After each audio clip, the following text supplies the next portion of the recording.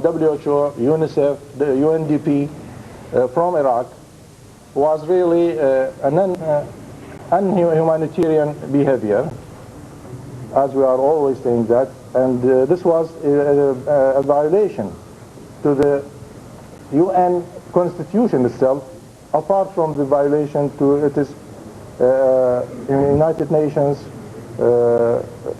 resolutions as well. But we are not, of course, depending on them. We are trying our best to have good contacts with the other non-governmental organizations,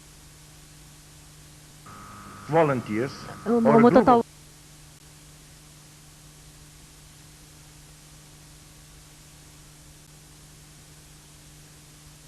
of friends in the world. He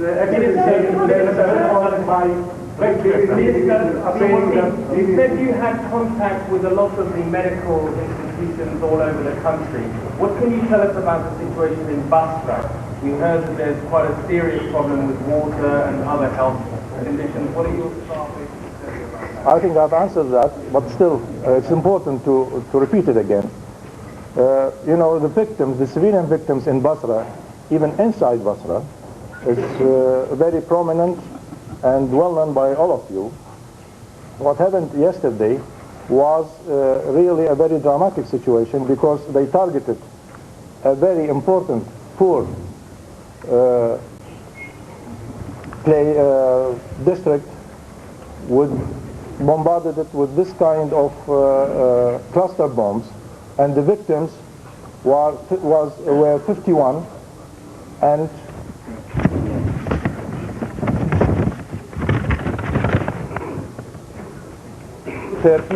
All right, this is the Iraqi health. This is the Iraqi health minister, and this is a perfect example of what the United States is up against in the propaganda war. You know, you've got this guy, the Iraqi health minister, talking about the allies targeting civilians, dropping cluster bombs on civilians. This is a war situation, and unfortunately, the reality of war is that civilians and people who aren't meant to get hurt are going to get hurt. But here is an official from the Iraqi government standing in front of the cameras, stating as though it's fact that the allies are going after civilians, when of course no one at CENTCOM, at the Pentagon, at the White House, in London, or anybody anywhere else is going to say that is anywhere close to the truth. Now, by the same token, you have the situation where the Iraqis themselves seem to be putting civilians within harm's way. And again, we have both sides of the coin here, and you're watching, you know, a lot of propaganda machines coming out of the Iraqi health ministry. Yes, he said yes. The Pentagon has also accused the Iraqi military of endangering civilians by placing anti-aircraft batteries in residential areas.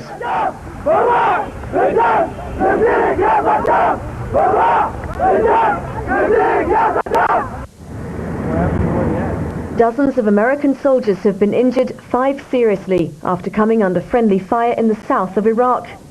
The news agency AFP says it received the information from a witness in the city of Nasiriyah. As yet, there's been no comment from the US military. A number of vehicles are believed to have been destroyed. Western forces have been in Nasiriyah to try to consolidate their hold. It's been the scene of one of the bloodiest battles so far between American and Iraqi troops. US personnel have been coming under sniper attack on the road leading out to Baghdad. Nasiriyah stands at a key crossing point on the river Euphrates, and forces met fierce resistance in trying to gain control of 2 bridges. The area has also been at the center of claims of brutality by both sides. Coalition warplanes are carrying out more strikes as an Iraqi armored column of Republican Guards heads south from Baghdad towards US forces in Najaf. The column has been moving under the cover of a sandstorm, and US troops are prepared for a possible confrontation within hours. In Baghdad, an Iraqi statement announced that Republican Guards had engaged with coalition forces for the first time since the war began last week. But it was not clear whether it referred to US forces in Najaf or elsewhere. In the city, fighting has focused on a bridge over the Euphrates River. According to US commanders, an unspecified number of tanks and armored vehicles have been destroyed by Iraqis armed with rocket-propelled grenades and automatic rifles. The US has played down the significance of the column heading towards them, saying it consists of mostly light vehicles. The Republican Guard is made up of 60 to 80,000 troops who are mostly Sunni Muslims like Saddam Hussein. Within the Guard are 25,000 more trusted soldiers who come from Saddam's home region.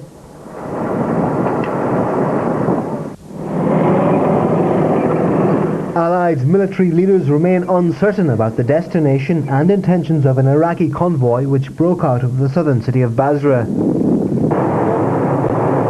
It was reported to be heading down the Al Faw Peninsula in the direction of a major force of British Marines. US and British warplanes quickly began attacking the column. An unspecified number of tanks and armoured vehicles were said to have been destroyed. A journalist stationed with British forces described the breakout by the convoy as suicidal. It's thought the Iraqi units might have been fleeing an anti-Saddam uprising in Basra, or that they've been ordered to engage the enemy at any cost. Fast running out of food and water, Iraqi families are fleeing, leaving behind them the misery of Basra, setting off on a journey to the unknown. Much of what's been going on in Iraq's second city remains shrouded in mystery, with reports of civilian unrest against Saddam Hussein's regime, claims dismissed as hallucinations by the Baghdad government. But what is sure is that Basra stands on the brink of a major humanitarian crisis. Many here have been cut off from water supplies for several days, leading some to take desperate measures. No wonder aid agencies are warning of outbreaks of cholera and diarrhea. No wonder some of those suffering are taking their chances by fleeing. International relief agencies have expressed deep concern about the fate of those who remain trapped. Iraq says dozens of civilians have been killed in Basra since coalition forces launched their campaign.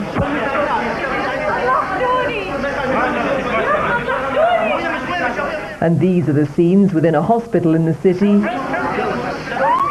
according to the Arabic channel Al Jazeera.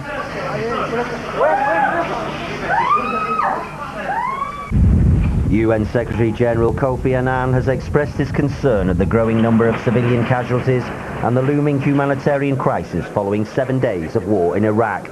He was commenting on reports that an errant missile exploded in a busy Baghdad market, killing 15 Iraqi non-combatants. I'm getting increasingly concerned by humanitarian casualties in this conflict. I've just heard the reports that a missile struck a market in Baghdad, and I would want to remind all belligerents that they should respect international humanitarian law. The UN was discussing the suspended oil for food program, which provides Iraqis with provisions and medicine with funds from Iraq's oil production. The aid package was suspended just days before the current conflict began. Mr. Annan went on to say he was confident the UN would find solutions to the current food and water shortages in Iraq as the country plunges deeper into war. A time for taking stock for Tony Blair. The British Prime Minister is in the United States for a meeting with President George Bush a week after their two countries launched the initial attacks against Iraq. The progress of the war will obviously top the agenda, but the two leaders will also discuss the rebuilding of Iraq after the conflict and relations with the UN Security Council, which remains deeply divided over the war. Blair is enjoying a new surge of support from the British public, according to recent polls. For his part, Bush has been trying to ensure continued American backing for the military action. Our military is making good progress in Iraq, yet this war is far from over. Our leader, Saddam Hussein, we are now in a good position, thank God, and there is no worry.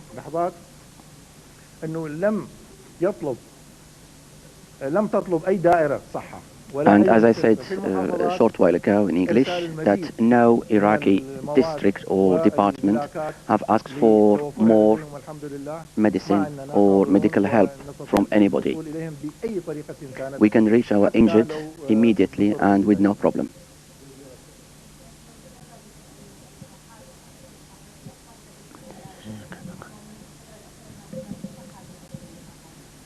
As I said, they have tried using all methods, and for the past 6 months, to impede the contracts and 1,000 beds and another 1,200 medical staff to treat them. The ship is no stranger to the task. It was used in the first Gulf War. US Corporal Michael Meade was injured in Nasiriyah when an Iraqi fired a rocket-propelled grenade at his armoured personnel carrier. You're incredible. You are incredible. Hopefully I'll be out before the war is over so I can get my revenge, because it's a revenge factor now. They hurt me and I'm going to hurt them if given the chance. So far, 42 coalition soldiers have been killed and an unknown number of Iraqi soldiers. Baghdad says 175 civilians have been killed. In Spain, 7 wounded US personnel have arrived for treatment at a specially constructed Navy hospital, but there's widespread anger over the war in the country.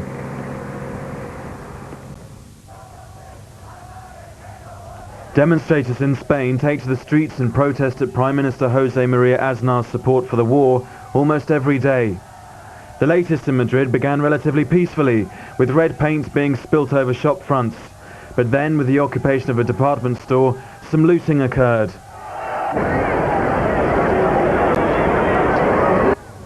The anger is clear. Opinion polls show that an overwhelming majority of Spaniards oppose the war, and the protesters say sooner or later the government is going to have to listen to them. In their frustration, activists are looking for more original ways of demonstrating their disgust. They've called on people to stage a mock air raid alert on Thursday by turning off their lights for 15 minutes. In Barcelona, there were similar scenes. Excrement and graffiti was slapped on Spain's ruling party headquarters. The Popular Party said there'd been more than 120 similar incidents across the country in the past 8 days.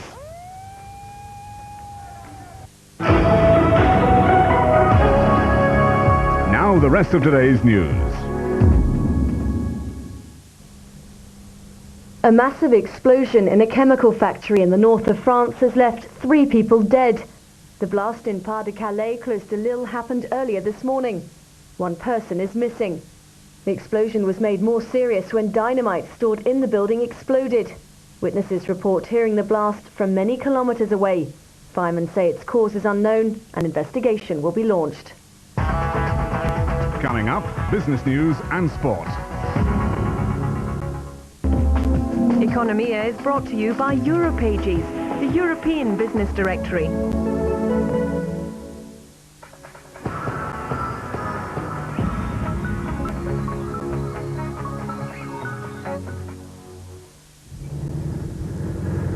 The effect of fighting in Iraq appears to have had a mixed effect on shoppers in Europe and the United States, according to the latest data. The slow build-up to war and a deeper economic slowdown with significant job losses have long dented people's desire to splash out wildly. But after around a week of conflict in Iraq, shopping centres, chain stores and other retail outlets report that they're about as busy or as quiet as normal. Consumer confidence in the United States has remained in freefall, according to a closely watched index published in New York. The Conference Board's index is at its lowest since March 2001, below the 60 mark. As this graph shows, it was up around 120 before plunging after the September 11th attacks. It's now lower than during that crisis. In Europe, it's a mixed picture. There are reports from France that street protests have lured people from shops, as has a hunger for news on television. This has been countered by warm weather spurring people into buying. And in Germany, which has been close to recession, spending by consumers appears to have got no worse. According to the country's retail federation, people are shopping as normal.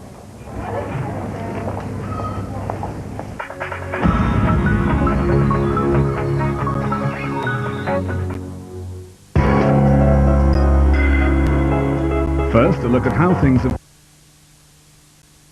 be pressed around and setting off some of those bombs for the dramatic impact so that the world can see that once again the Americans and the Brits are ganging up on these poor helpless Iraqis.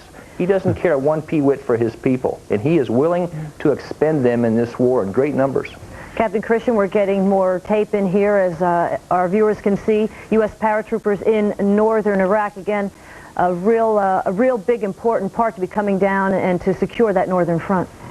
It's exciting. I mean, there's nothing more exciting and kind of envious here. Myself and David Hunt were both paratroopers, and they'll get a gold star on their wings because they've made a combat jump. It's very, very much of an emotional strain, too, when you're sitting up there in the aircraft hour after hour waiting as you go over the drop zone before you go out, and that green light goes off and you say go, and everybody's moving out of that plane so rapid, and you're taking so much equipment.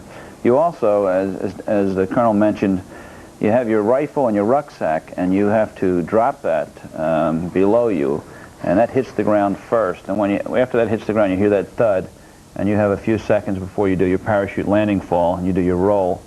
Then you have to roll your parachute up, stuff your parachute, hide your parachute, and move on. But to just capture 1 second here, in every war, and the last comment that was made, in every war they've had this psychological warfare, and we had Tokyo Rose during World War II. We had Hanoi Hannah in Vietnam.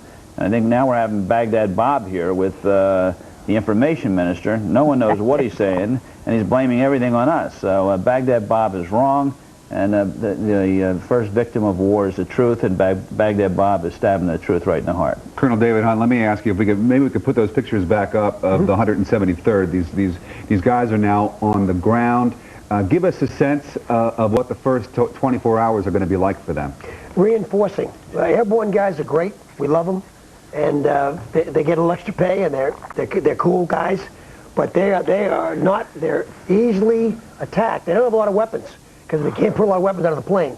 So you've got to reinforce them very quickly with tanks, helicopters, and there'll be a lot of digging in and getting this airfield prepared so that we can start slamming in as many 141s and C-17s to build up for humanitarian aid and heavy equipment like tanks so they can get the northern front ready. These guys are going to be there and they're digging shovels. And they're telling a few war stories about the jump. But the concern in airborne, because they are light, is to get heavy. You need bigger guns, tanks, etc., to help them fight. They're vulnerable right now. This is the 1st Marine Expeditionary Force. This is a live shot. These guys are doing well. And yeah, what are these guys doing now? We just saw a Cobra.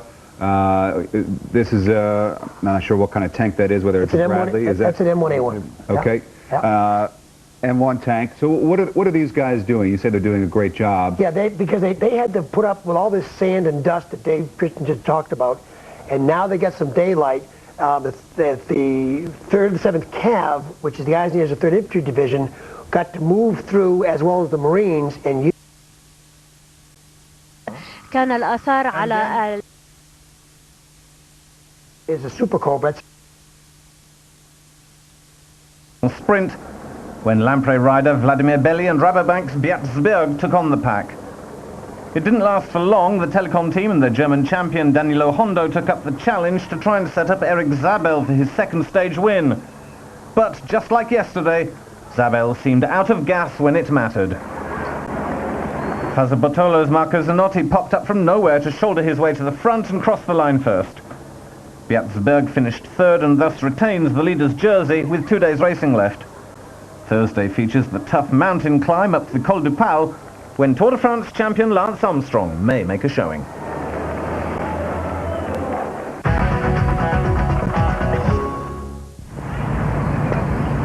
Giovanni Trapattoni and his men have no margin of error left. They're trailing in Group 9 of the qualifiers for the European Championships next year, and one of Europe's strongest teams could be on their way out if they put a foot wrong against Finland on Saturday. Returning to the side after 9 months away is the firepower Italy's been lacking. Francesco Totti back on form.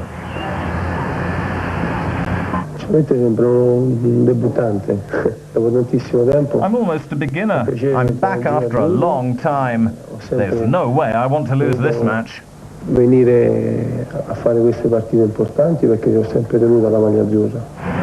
Trapattoni's job may be on the line as well if Italy lose, and if they do, the repercussions back home will be huge.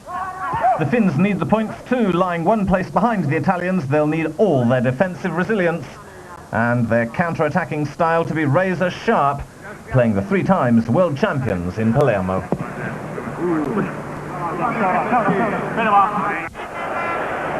The other Group 9 match on Saturday's Azerbaijan, the bottom nation against Wales, the group leaders. But Wales' scheduled Wednesday match against Serbia-Montenegro has been postponed until August the 20th by UEFA, worried about the political instability in Belgrade following the assassination of Prime Minister Zoran Djindjic. Belgian captain and midfielder Mark Wilmots retires at the end of the season, but he'll stay on the bench for the rest of it as he's been appointed the new manager of Schalke. The German club's in 6th place in the Bundesliga, and Wilmots' brief is to end a series of poor results. I want to help Schalke, where I've played for 6 years, and I'll be looking for more respect between the players and more discipline, he said after the surprise dressing room announcement ahead of Wednesday's training session. Out goes former manager Frank Neubart, the 6th German manager to get the chop this season. There was more news from the club on Wednesday when UEFA chose its new state-of-the-art ground with retractable roof and movable pitch as the venue for next year's Champions League final.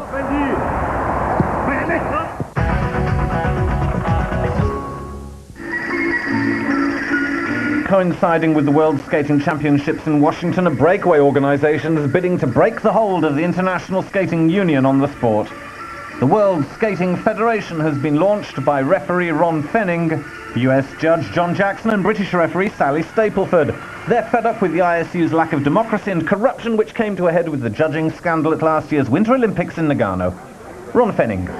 It is remarkable and remarkably sad that we come together again more than a year later at these World Figure Skating Championships, and nothing has been done to isolate and punish corruption. The Federation has some notable supporters, coaches, ISU council and committee members and champion skaters of the stature of, for example, Katrina Witt, Kurt Browning or Michel Kwan.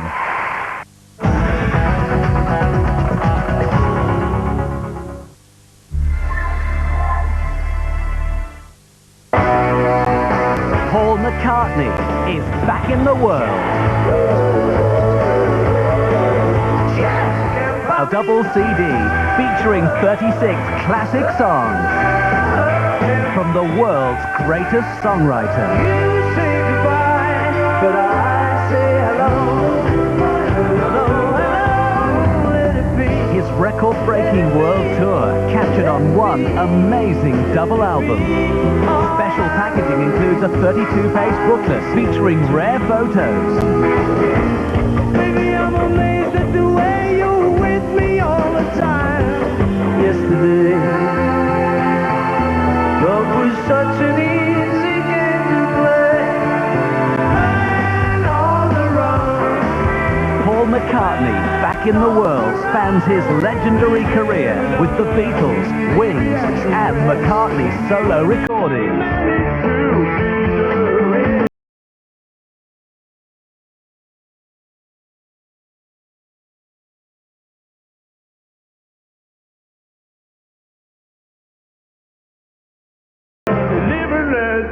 Paul McCartney, Back in the World, double CD. Available in the shops now or by telephoning the number on screen. Back to the USSR.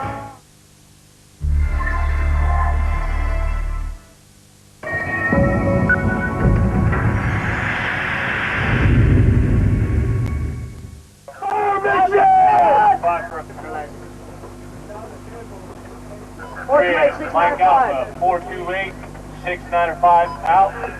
2, 50. 50. Change your rest, boy.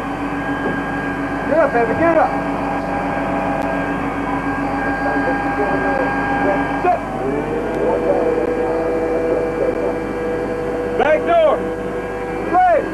We're off, third back. Do not ram. Do not ram. Turn in there. Just get it up in there.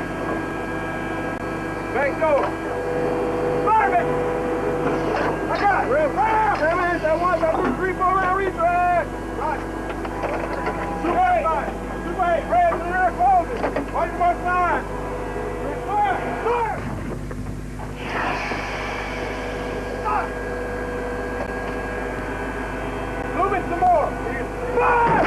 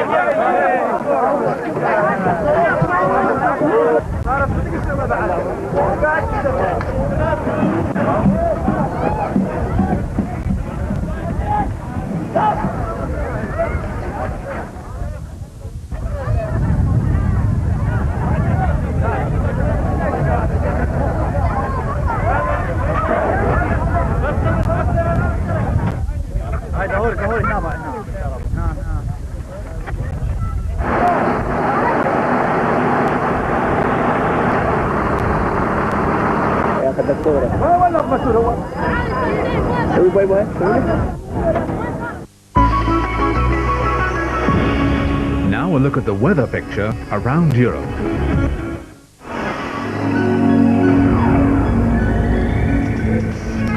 First, the general forecast for the next 24 hours.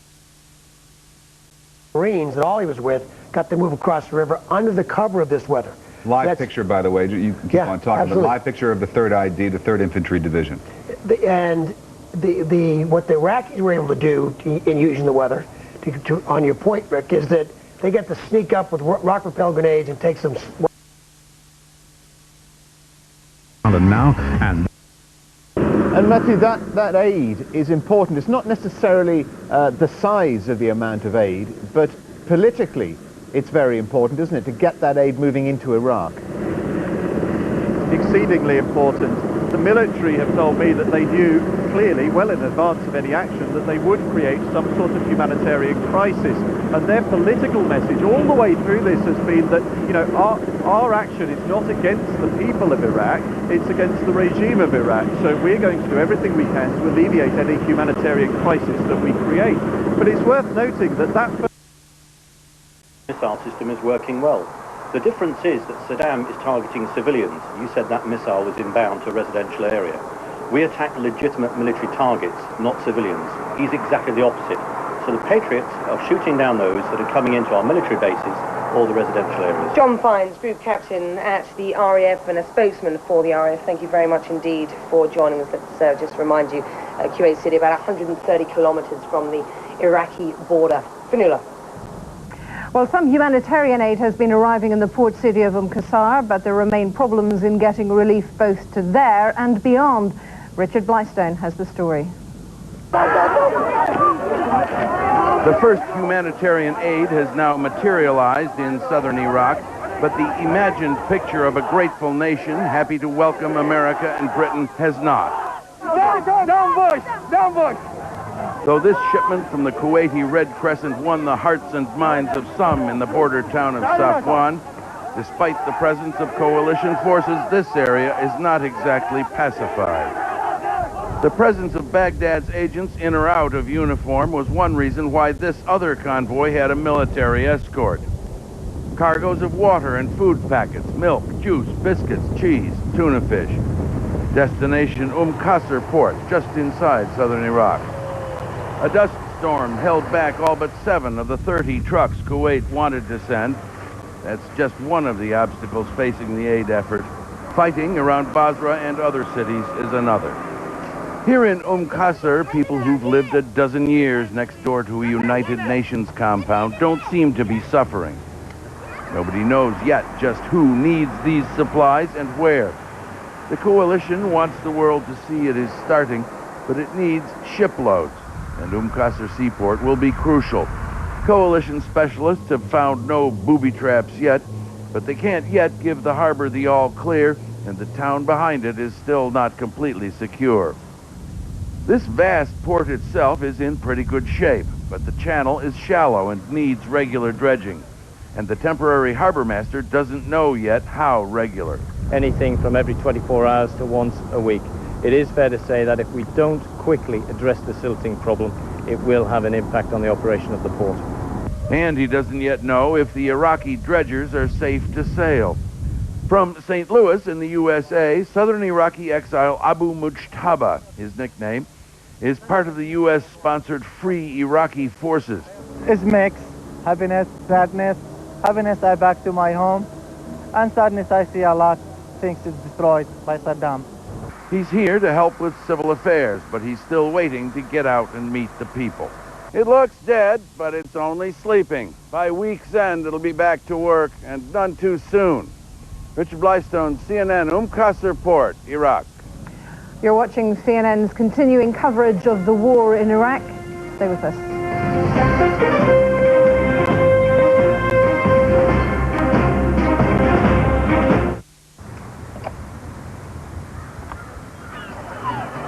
Print me. Hey, look, my first fish. Hey, over here, print me. Hey, pick me. I'm smiling. Pick me, please. You pick the dog over your brother? No, not the dog. The HP All-in-One printer with proof sheet makes it easy to pick and print just the right shot. Oh, that hurts.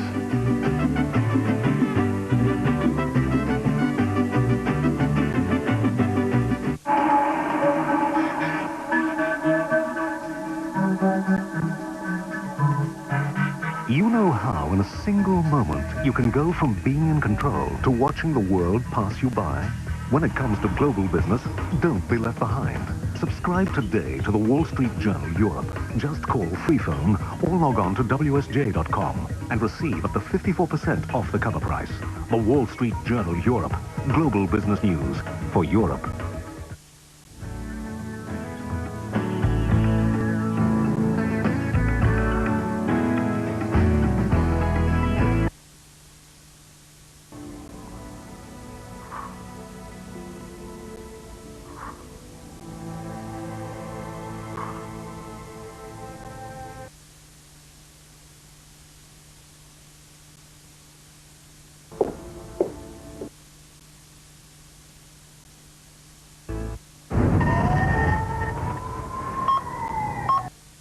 In a shop selling CDs and cassettes.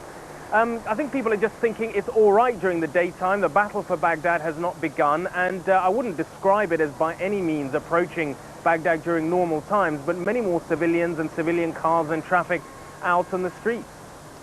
Let's take you back a little, because we do have to sort of ask the question still, what caused the explosions in that working class district?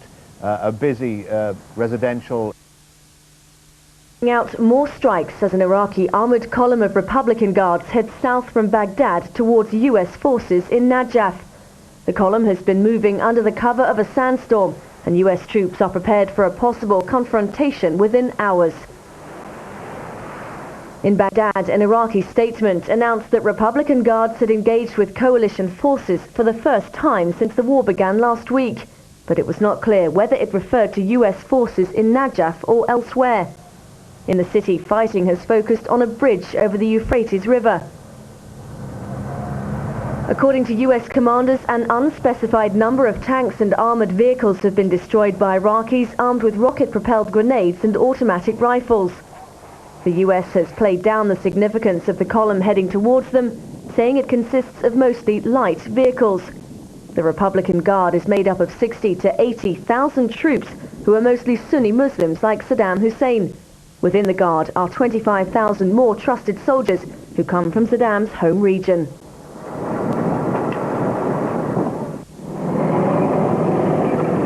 Allied military leaders remain uncertain about the destination and intentions of an Iraqi convoy which broke out of the southern city of Basra. It was reported to be heading down the Al Faw Peninsula in the direction of a major force of British Marines. US and British warplanes quickly began attacking the column. An unspecified number of tanks and armoured vehicles were said to have been destroyed. A journalist stationed with British forces described the breakout by the convoy as suicidal. It's thought the Iraqi units might have been fleeing an anti-Saddam uprising in Basra, or that they've been ordered to engage the enemy at any cost.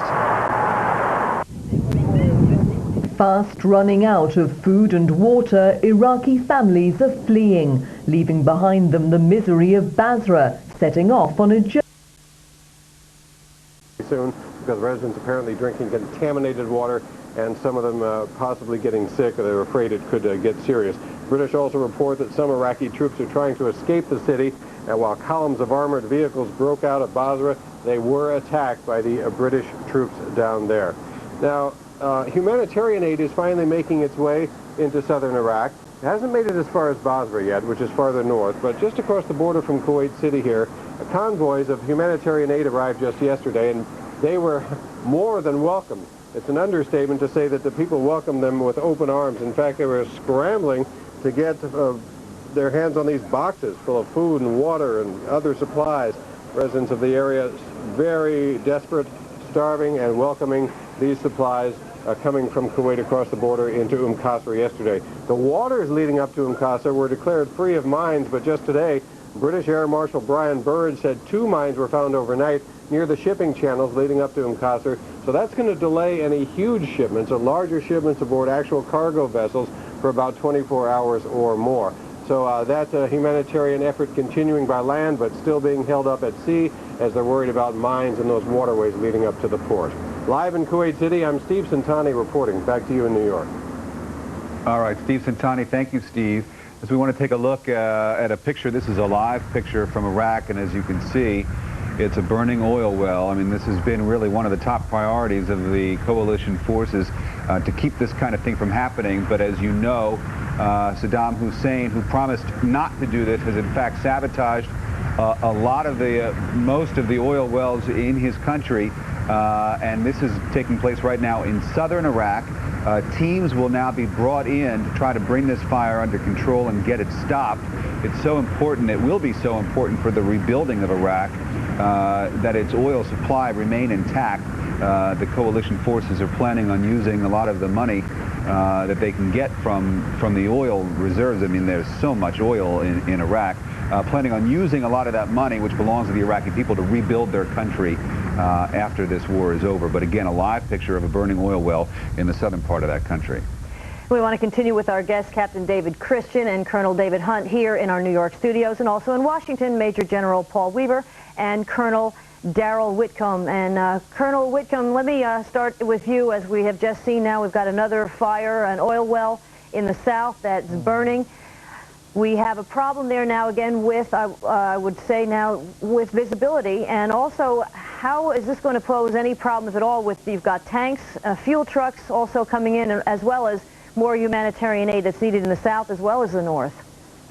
Well, again, it's the war of images here. See, we have this huge fire burning there, and we understand what caused this and what this is all about. But going out through Al Jazeera, they're probably once again making the point, look at what the Allied forces are doing to the people of Iraq here, destroying their oil, burning it all up. You know, this is part of the war of images here. It's a very important part of the war. What about the support that our troops need, and also the locals, with more tanks and fuel trucks that do have to be brought in, as well as that humanitarian aid? How are we going to go about doing that now, going around the situation with, you know, the sporadic fighting that we do have, especially in the south where they're trying to bring this up? Well, again, it's a very tough problem. The Iraqis do not want any positive images out there of us getting in and helping the Iraqi people. So they will continue to mine the waters and the ports there so the ships can't. Rocket-propelled grenade at his armored personnel carrier. You're incredible. You are incredible. Hopefully I'll be out before the war is over so I can get my revenge, because it's a revenge factor now. They hurt me and I'm going to hurt them if given a chance. So far, 42 coalition soldiers have been killed and an unknown number of Iraqi soldiers. Baghdad says 175 civilians have been killed. In Spain, 7 wounded US personnel have arrived for treatment. Germany is well down 1.04%. Again, very volatile trading. Really no direction at the moment. And moving on to the CAC 40 in Paris, very similar story. Going on here, and this is where Tony Blair is trying to work as a go-between between Washington and Europe and other countries as well. Chris Burns in Washington. Okay, both sides in the war accusing each other of endangering civilians. The coalition says Iraqis have done that at Nasiriyah and elsewhere. Our Alessio Vinci is embedded with the US Marines in Nasiriyah, the site of some of the most intense fighting of the campaign. He joins us now live. Alessio.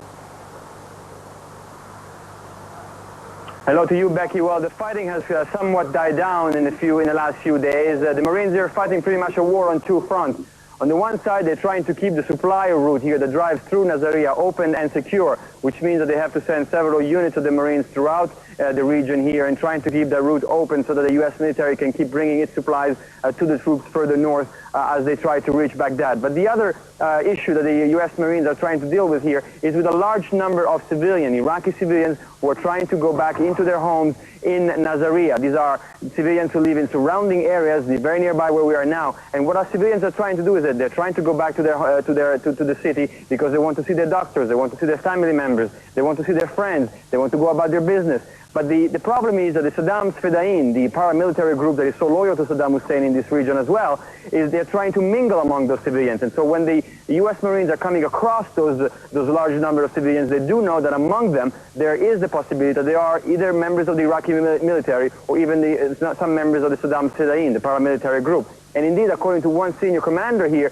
he told me this morning that so far in the last couple of days, they've captured at least 200 Iraqi military, and among them, even some senior Republican Guards unit officers. They seem to believe that those Republican Guard officers are indeed trying to coordinate this guerrilla warfare that the Saddam Fedayeen are now launching against U.S. positions here in Iraq. And it is indeed the presence of so many civilians a problem for the U.S. military here, because obviously when those cars are approaching in a threatening manner, they do not stop at the checkpoints where the U.S. military is forced to respond with fire. And sometimes it has happened that the U.S. Marines have had to kill also civilians in order to prevent those vehicles, fast-approaching vehicles, to hurt the positions of the U.S. military here. Another problem, of course, is logistics. It is not simple for the U.S. military, for a forward unit like this one, to deal with a large number of civilians.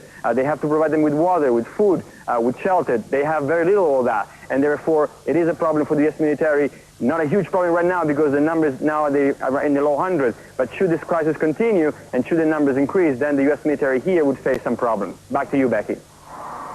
Logistical problems, Alessio, in trying to provide security to supply lines behind those who are moving up towards Baghdad. The Marines involved in that. Just explain what the problems are.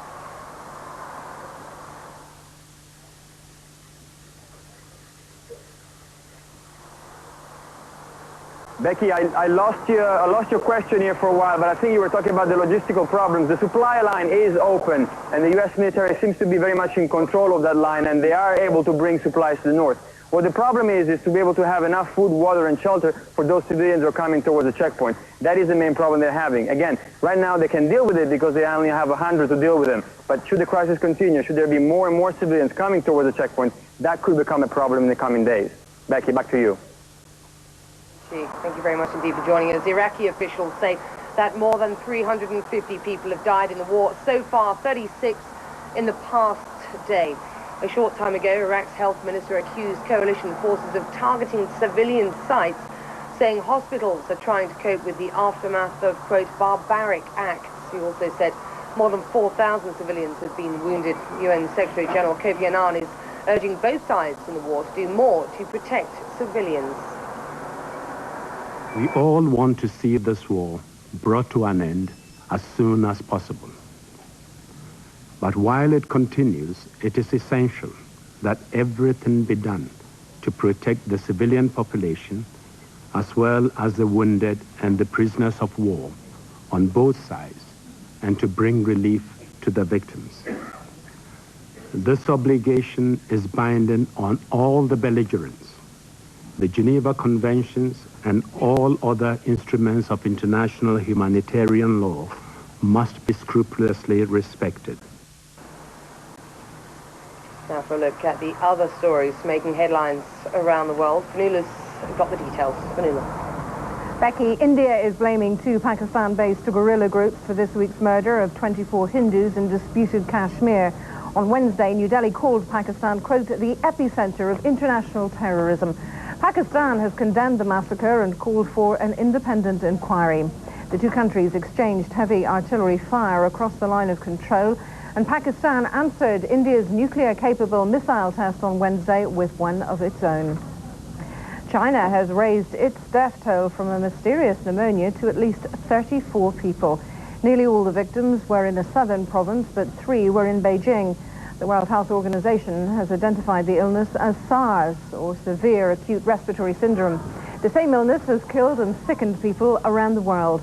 The WHO says most patients are not responding to antibiotics. Kenya is handing over to the United States a suspected al-Qaeda member captured last week in the Somali capital of Mogadishu.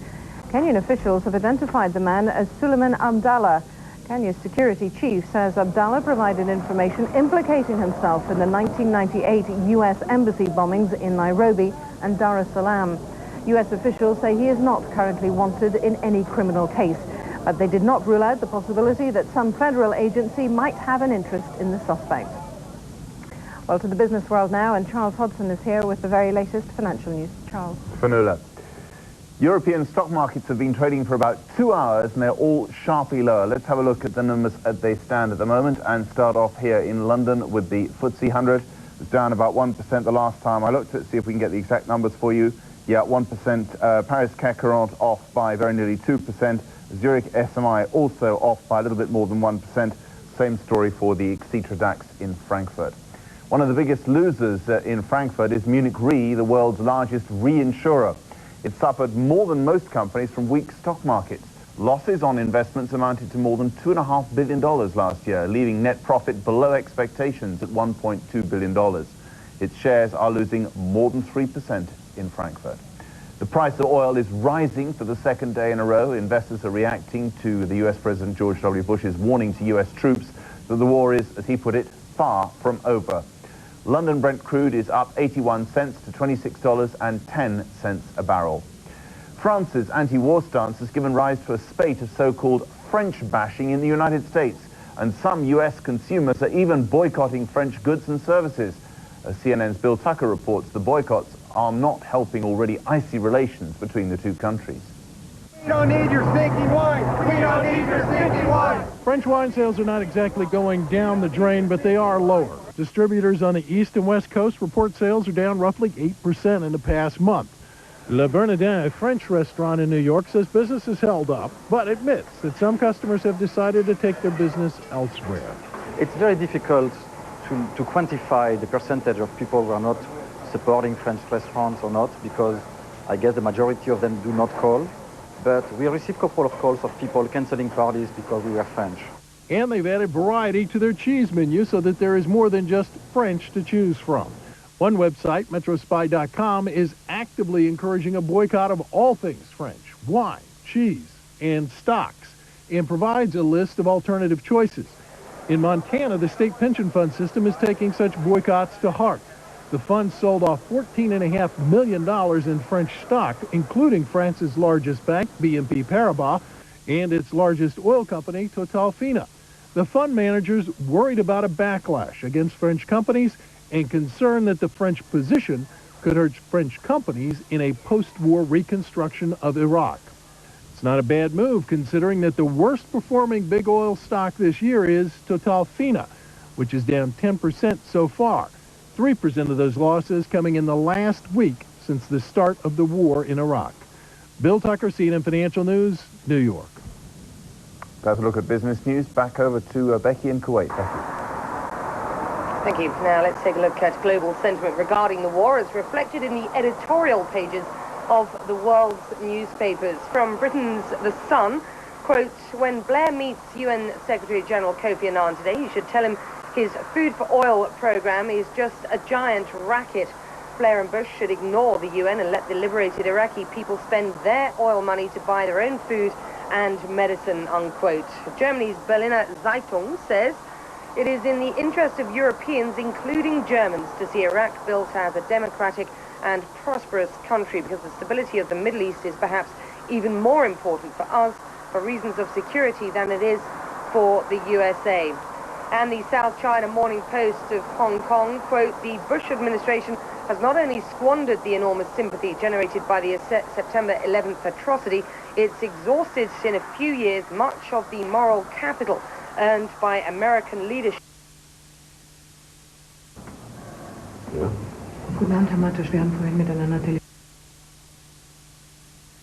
Turks, who finally seem to have given way. They're not sending their own forces in against the against the Kurds, as it were, and they are basically holding the line, the Kurds, at the moment, but whether they will be permitted to go into battle remains to be seen. A second front, most analysts would believe that's because they want to head south to Baghdad, but there are many or several objectives and obstacles in their way. Yes, I think at this stage it's really premature to think of a dash towards Baghdad unless they want to skirt around the whole area and head over to the east there, down along the Iranian border, and try and punch through to Baghdad that way. Other than that, which would be probably quite a difficult thing to do, they will have to concentrate on the major objectives up in the north, the cities of Kirkuk and Mosul, the oil fields between them, and after that, of course, you've got Tikrit, which is Saddam's own birthplace and his seat of power north of Baghdad, so that lies between here and Baghdad too. So I think it's very premature to think of what's happening now as prelude to a kind of linking up around Baghdad in the next few days. That just is not going to happen. Well, that was Jim Muir. With me is Robert Hewson. Robert is editor of Jane's Air-Launched Weapons. And Robert, let's pick up where I started with Jim Muir. About 1,000 US troops have parachuted into northern Iraq. It's not the opening of the second front. They're there to take or hold the airfield. But a second front is important. Yes, second front, but not quite yet. The Americans had always planned to have a significant force moving southwards into Iraq from Turkey, and now that that's been denied to them, their hands have been tied to a great deal about what to do next.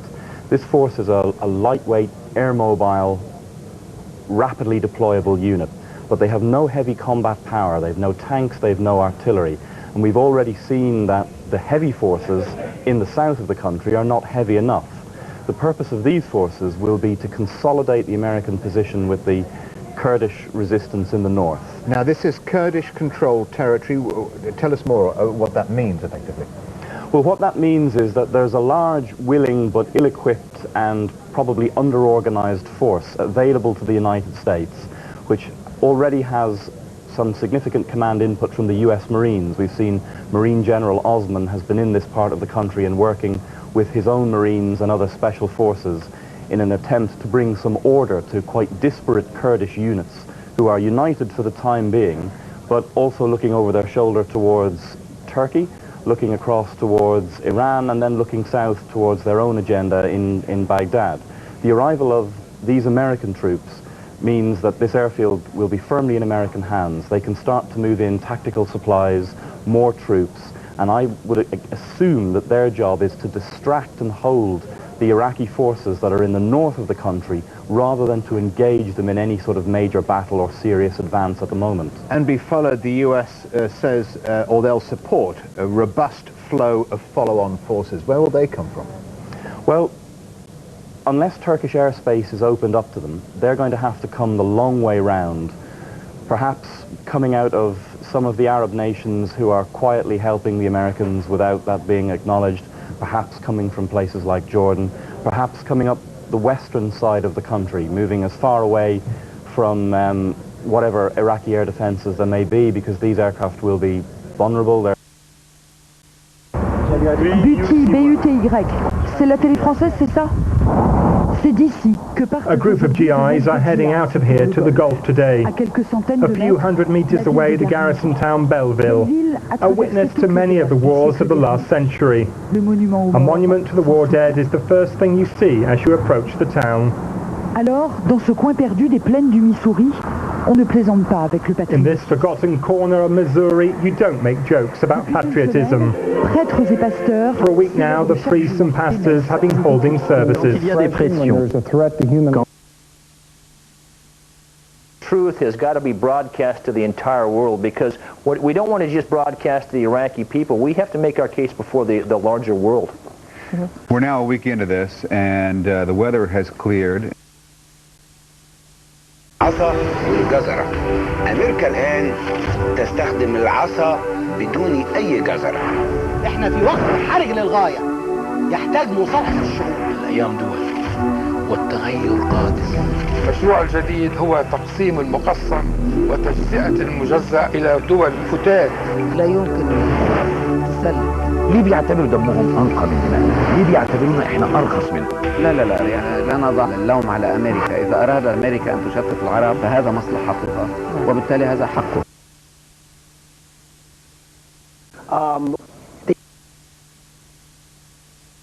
Bien sûr. Sure, I think of everyone, but first of all, I think of my son. Make no real progress. They stopped moving towards Baghdad. Was that because of the weather or because they want now to consolidate? Well, I think the weather was a real unexpected piece of bad luck for them, and it's clear that no one was really planning to have to fight in sub-zero conditions in the desert. That's definitely been a shock. I think there are two other main reasons why the advance is now holding its position and waiting. First of all, they want to use as much tactical air power against the Iraqi forces that are dug in between their current positions and Baghdad. Secondly, I think now there is a real concern that there may not be enough sheer combat force available to encircle Baghdad, to assault Baghdad, whatever the options are that they're considering now. So that's why we're waiting for more and more troops who are being moved quickly into the area to arrive there and then go. Robert Hewson, many thanks to you for joining us for that assessment on day 7 of the war in Iraq. Let me remind you of the main stories from the war. American and Iraqi forces are engaged in fighting in and around the town of Al-Samawa. From me, Stephen Cole, that's all for the moment.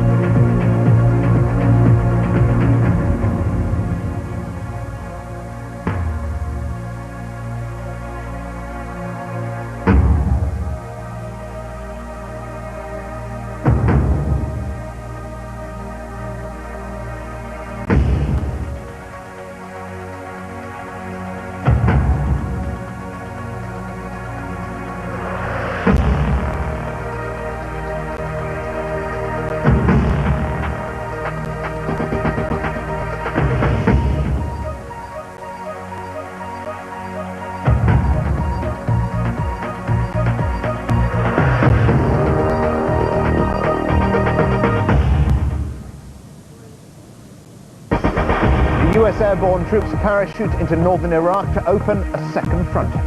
The paratroopers are getting ready an airfield for the arrival of more forces. Intense fighting in central Iraq as US forces try to secure supply lines on the road to Baghdad. More air attacks on Baghdad. Iraq says 36 people have been killed in the last 24 hours.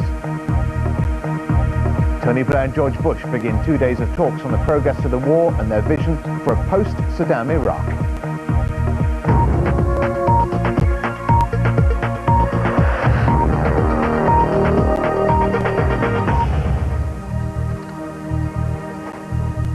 Hello and welcome to BBC World News. I'm Stephen Cole.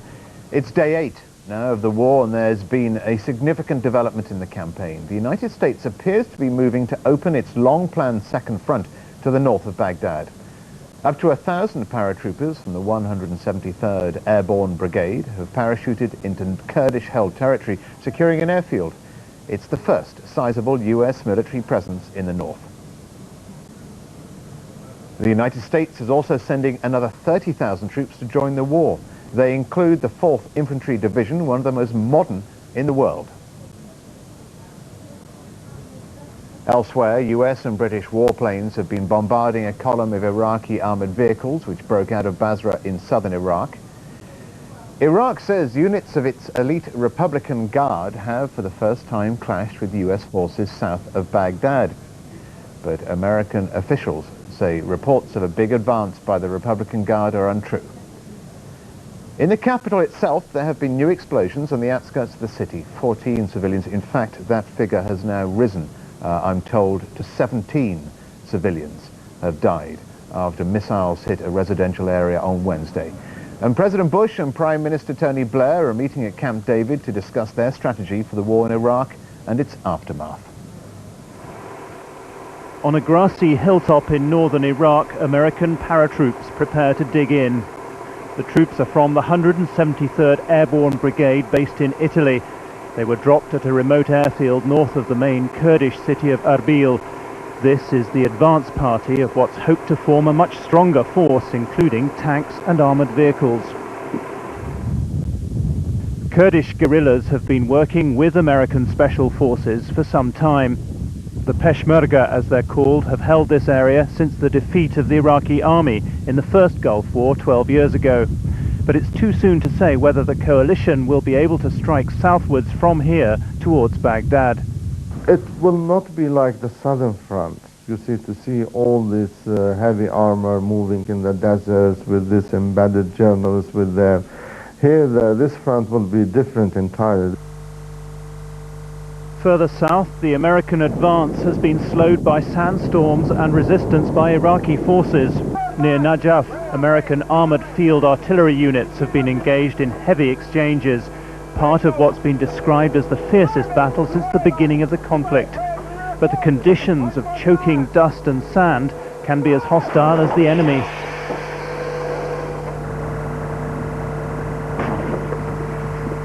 This is what can happen when a shell from one of these weapons misfires. On this occasion, the crew managed to escape with few serious casualties. In Baghdad, though, the toll on civilians is rising. Coalition forces now say it's not clear what caused Wednesday's tragedy in a civilian neighborhood in the north of the city, but Iraqi residents fear they are becoming the targets. There have also been civilian casualties in the southern city of Basra. British forces around the city have been shelling military targets in the hope of encouraging an uprising by the mainly Shiite population. But reports from the Al Jazeera TV station, which took these pictures inside the city, say those residents who've managed to avoid the shelling seem mainly concerned with the struggle to get water and food. Jim Fish, BBC News. American troops and Iraqi forces are engaged in heavy fighting at the town of Al-Samawa on a crucial supply route in central Iraq.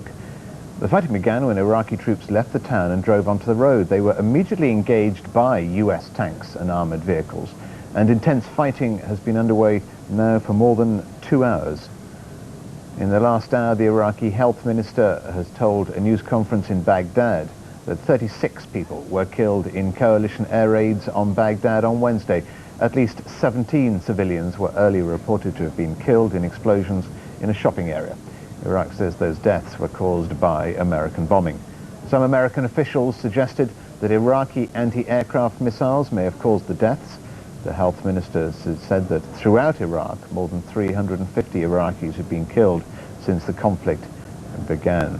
There is no independent confirmation of any of the minister's figures. Tony Blair is in the United States for a war summit with President Bush. The two men are expected to discuss the reconstruction of Iraq and a peace plan to try and resolve the Israeli-Palestinian conflict. Now let's join John Sopel in Kuwait City.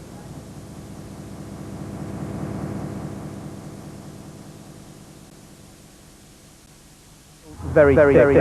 Two explosions were heard over Kuwait City this morning. The first time in the 8-day campaign that a missile fired from southern Iraq has come so close to us here. Apparently it was intercepted by 2 Patriot missiles. There are no reports of any injuries, but it seems to highlight the problems that the coalition forces have in southern Iraq, that Iraqi forces are still able to launch missiles, apparently with some freedom over such populated areas. Going on about 150 miles south of Baghdad at Al-Samawa, Intense battle going on. Gavin Hewitt, who's our correspondent with the US 3rd Infantry, says that it's rather intense and that the Iraqis are strongly defending their position. Well, let's go north from there up to Baghdad, and our correspondent Raghi Omar. Raghi, was it another night of intense bombing in the capital? Of the city, very, very heavy and deep rumble of explosions intermittently throughout the night. It may be murky where you are in Kuwait, but actually من جانب المخططين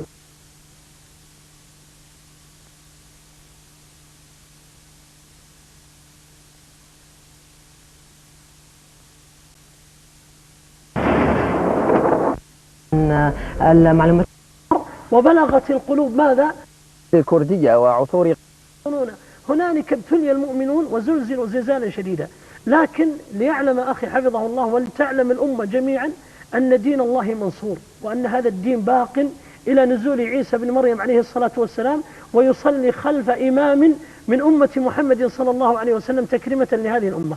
نعود إلى التاريخ من المصائب التي مرت بالمسلمين وكيف أنهم عالجوا هذه القضية.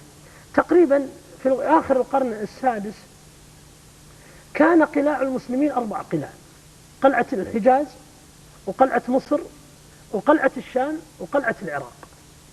العراق تسلط عليهم التتار فأبادوا كما ذكر ابن كثير رحمه الله تقريبا في 40 يوم ما يزيد على 1,000,000 مسلم، حتى صار القتل كالتلال.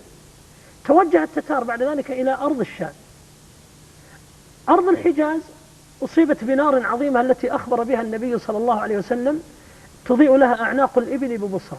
نعم. فتوجه الناس إلى مسجد رسول الله صلى الله عليه وسلم وتابوا وأقبلوا. ما بقي في الإسلام أو في أرض الإسلام إلا قلعة مصر. ولاحظ من دخول التتار العراق إلى المعركة العظيمة التي قادها المسلمون بقيادة قطز رحمه الله تقريبا ما يقارب من 2 سنين.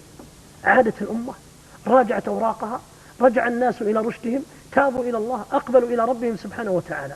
خرج قطز رحمه الله رحمة واسعة في معركة عين جالوت، خرج بالمسلمين وطلب من العجزة والضعفاء والذين لا يستطيعون الجهاد أن يبقوا في المساجد يدعون الله ويستغيثون.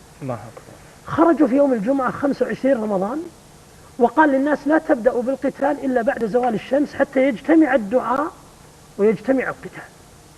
يقول ابن كثير رحمه الله خلال ساعات أباد المسلمون التتار وقتلوهم شر مقتله، وفر التتار وأسر كثير منهم ودخلوا بعد ذلك الإسلام.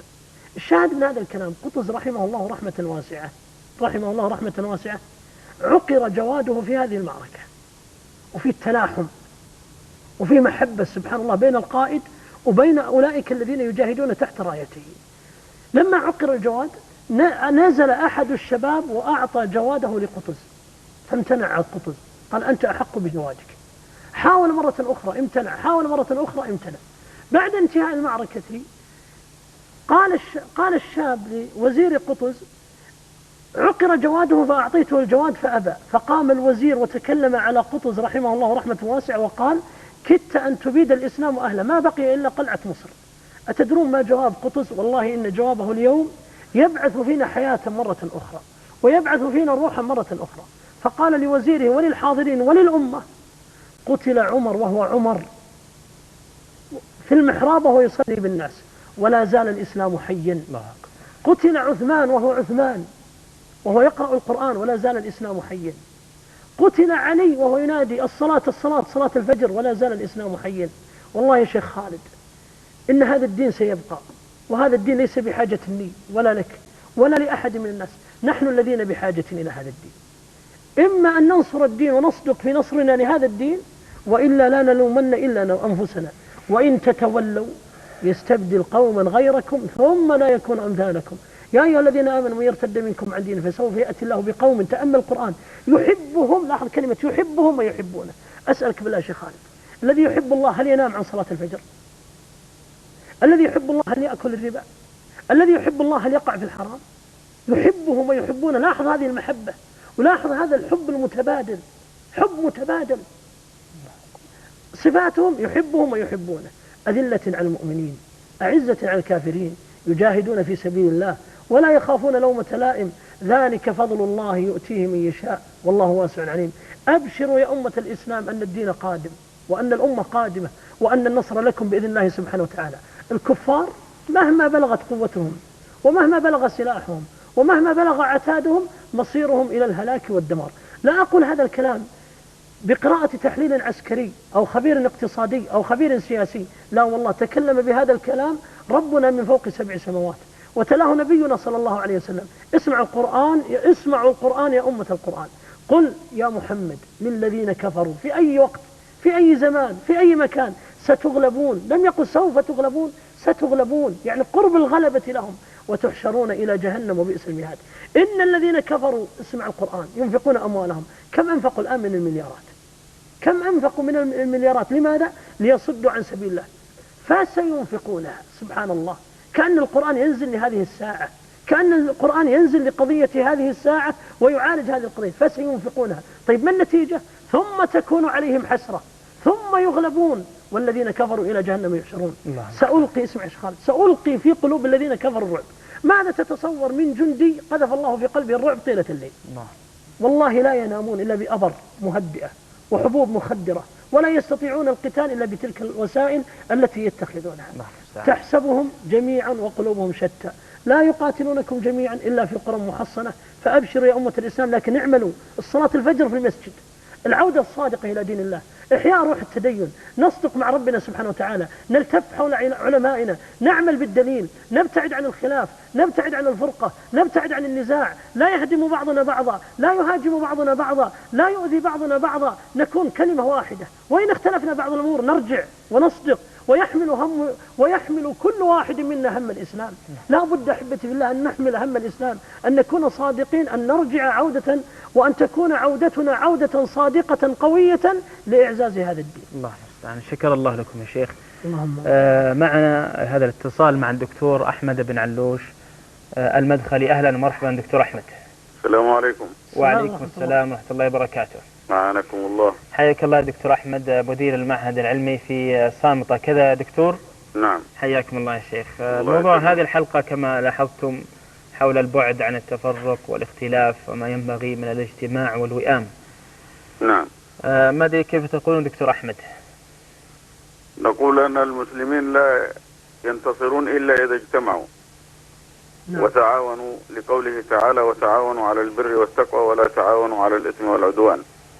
نعم. ولا يمكن أن ينتصروا إلا إذا حققوا شرط الله جل وعلا: كنتم خير أمة أخرجت للناس تأمرون بالمعروف وتنهون عن المنكر وتؤمنون بالله. وكما سبق أن تكلم الحاضر معه في هذه المسألة الشيخ عبد الله السويلم، الشيخ عبد الله السويلم تكلم بأن المسلمين لا يمكن أن يتحقق لهم نصر إلا إذا حققوا هذه الصفات، فهي الأمر بالمعروف، وبخاصة في وقت انتشار المنكرات التي عمت وطمت وجاءت إلى بلاد المسلمين من كل مكان، وهذه من الفتن التي حدث عنها رسول الله صلى الله عليه وسلم. ولا يكفي الأمر بالمعروف، لأن الأمر بالمعروف مع ترك المنكرات هذا لا يستقيم، بل إن المعروف يذهب إذا ذهبت المنكرات والسيئات تأكل الحسنات كما تأكل النار الحطب. ولا بد مع هذا أيضا من أن يكون النهي عن المنكر. ثم على المسلمين أيضا عندما يأمرون بالمعروف وينهون عن المنكر أن يأتوا المعروف، وإذا نهوا عن منكر ينتهوا عنه. وهذه هي الوسيلة التي القيد الثالث وهو الإيمان بالله جل وعلا. نعم. وكلما اشتدت الفتن كلما جاء الفرج من الله جل وعلا، لأن الله سبحانه وتعالى وعد المؤمنين بالنصر، وقال وزلزلوا حتى يقول الرسول والذين آمنوا متى نصر الله ألا إن نصر الله قريب. فعلى جميع المسلمين وبخاصة في هذا الظرف أن يعودوا إلى الله جل وعلا بالتوبة النصوح، فإن الله جل وعلا يقبل التوبة وأمر بها عباده، فقال وتوبوا إلى الله جميعا أيها المؤمنون. وإذا تابوا فإن الله جل وعلا يعفو عنهم ويفرح بتوبتهم ويريهم أثر التوبة في هذه الحياة وما يعقبها من الاستقامة ومن النعيم المقيم عندما يفارق هذه الحياة. فأيضا من الواجب عليهم أن لا يبيحوا لأنفسهم مسألة تفسير آيات كتاب الله أو أحاديث السنة، بل عليهم أن يرجعوا في ذلك إلى علماء الأمة وفقهائها، فإن هذا هو الواجب على المسلمين وبخاصة في هذا الظرف. يقول الله جل وعلا: وإذا جاءهم أمر من الأمن أو الخوف أذاعوا به ولو ردوه إلى الرسول وإلى أولي الأمر منهم لعلمه الذين يستنبطونه منهم. ولا شك أن الأحداث التي تلم بالمسلمين يختلف الناس في تفسيرها، ولكن إذا رجعوا إلى فقهاء الأمة فإنهم سيعلمون أن الله جل وعلا وعد المؤمنين بالنصر متى استقاموا على طاعة الله، ومتى أخلصوا النية لله جل وعلا، ومتى تابوا التوبة النصوح، فالله جل وعلا يعفو عنهم ويفرح بتوبتهم ويكرمهم الله جل وعلا على ذلك. نعم. تفضل. أحسنتم يا شيخ وبارك الله فيكم وشكرا لكم هذا البيان والإيضاح، ونسأل الله تعالى أن ينفع به. دكتور أحمد بن علوش المدخلي كان معنا في هذه المداخلة، شكر الله له. عودة إليكم فضل الشيخ عبد الله، وأنا بين يدي هذا البيان الذي صدر بالأمس من هيئة كبار العلماء حول الأحداث، لكني لعلي أؤجل قراءته بعض الشيء، ربما الموجز قريب، أو إن شئتم أن نبدأ به. لا، في على كلام الدكتور أحمد جزاه الله خير. نعم. يعني تكلم بكلمة حقيقة ضروري أن نفهمها وأن نسارع العمل بها. نعم. قضية أن الفرج يكون بعد الشدة. نعم. الله سبحانه وتعالى حقيقة وعدنا بالفرج بعد الشدة، مثل ما استدل بالآية. نعم. حتى يقول الرسول والذين آمنوا معه متى نصر الله؟ ألا إن نصر الله ماذا؟ قريب. قال تعالى: حتى إذا استيأس الرسل وظنوا أنهم قد كذبوا جاءهم ماذا؟ نصرنا فنجي من نشاء ولا يرد بأسنا عن القوم المجرمين. والله لا يرد البأس عن القوم المجرمين، لكن متى ننتصر؟ والله لن ننتصر إلا إذا رجعنا إلى هذا الدين، إلا إذا صدقنا في نصر هذا الدين. ولهذا علينا حقيقة ينبغي على الأمة كلها، على الشباب وعلى الشيب وعلى الصغار وعلى الكبار وعلى الذكور وعلى الإناث أن يحيوا دين الله في أنفسهم. نحن اليوم بحاجة إلى إحياء روح التدين في النفوس، بحاجة إلى مراجعة أنفسنا مع كل عمل. والله قد نبتلى في بعض أمور ديننا، هل نثبت أو لا نثبت؟ ولا شك أن أن الكفار من بعثة النبي صلى الله عليه وسلم اجتهدوا في إزاغة القلوب وإبعاد الناس عن دينهم، حتى وصلوا إلى سيد رسول الله صلى الله عليه وسلم، حاولوا جادين إبعاده عن هذا الدين. قال تعالى: اسمع القرآن. نعم. وإن كادوا ليفتنونك عن الذي أوحينا إليك. كادوا من أفعال المقاربة. نعم. يعني كادوا أن يصلوا، أن يفتنوا من؟ أن يفتنوا الرسول لتفتري علينا غيره، وإذا لاتخذوك خليلا يعني صديقا. قال الله: ولولا أن ثبتناك، الله الذي ثبته، لقد كدت تركن إليهم شيئا ماذا؟ قليلا. ما النتيجة؟ إذا لأذقناك ضعف الحياة وضعف الممات ثم لا تجد لك علينا نصيرا. انظر إلى حالنا اليوم، هل ركنا إلى الكافرين؟ هل نقلد الكافرين؟ هل نلتفت إلى الكافرين؟ انظر إلى لباسنا اليوم، إلى زينا، إلى أشكالنا، إلى بيوتنا، إلى بعض كلامنا، تجد في حياتنا أمرا عجيبا. وهذا الكلام عام يا شيخ، طبعا نحن لا نخص به بلدة دون بلدة في العالم الإسلامي عموما. نخص أنه غزو ركز على العالم الإسلامي كله. نعم. نحن لا يحيطنا محيط معين، نحن نتكلم بكلمة لا إله إلا الله. نعم. ديننا دين الإسلام الذي نجتمع جميعا تحت رايته ونكون جميعا تحت رايته، فلنفهم هذه القضية فهما جيدا. أحسنتم شيخ، لكن يعني قد يرد هنا تساؤل من بعض الإخوة والأخوات، يعني نلاحظ أن أهل العلم، وقد سبق هذا سواء في الإذاعة أو في التلفزيون أو في غيرها من وسائل الإعلام، تركيزهم على ما ينبغي من الالتفاف على ولاة الأمر، ما ينبغي. Paratroopers are digging in at an airfield in northern Iraq. They're preparing for the delivery of tanks and other combat vehicles to the northern front. The soldiers are members of the US Army's 173rd Airborne Brigade, who jumped into the area on Thursday. Now, U.S. officials say reports of a major movement southwards by Iraq's Republican Guard appear to be inaccurate. The senior defense official tells CNN the United States can't find any evidence of such a large column, reportedly including 1,000 vehicles heading out from Baghdad. Munita Rajpal has details on this branch of Saddam Hussein's armed forces. They are loyal, well-trained, and ready to fight. The Iraqi Republican Guard, an estimated force of 80,000 men, stands between the coalition and one of its key objectives, Baghdad. Coalition forces have already flown thousands of bombing runs over the Iraqi capital to try to weaken the 3 Republican Guard divisions that surround the city.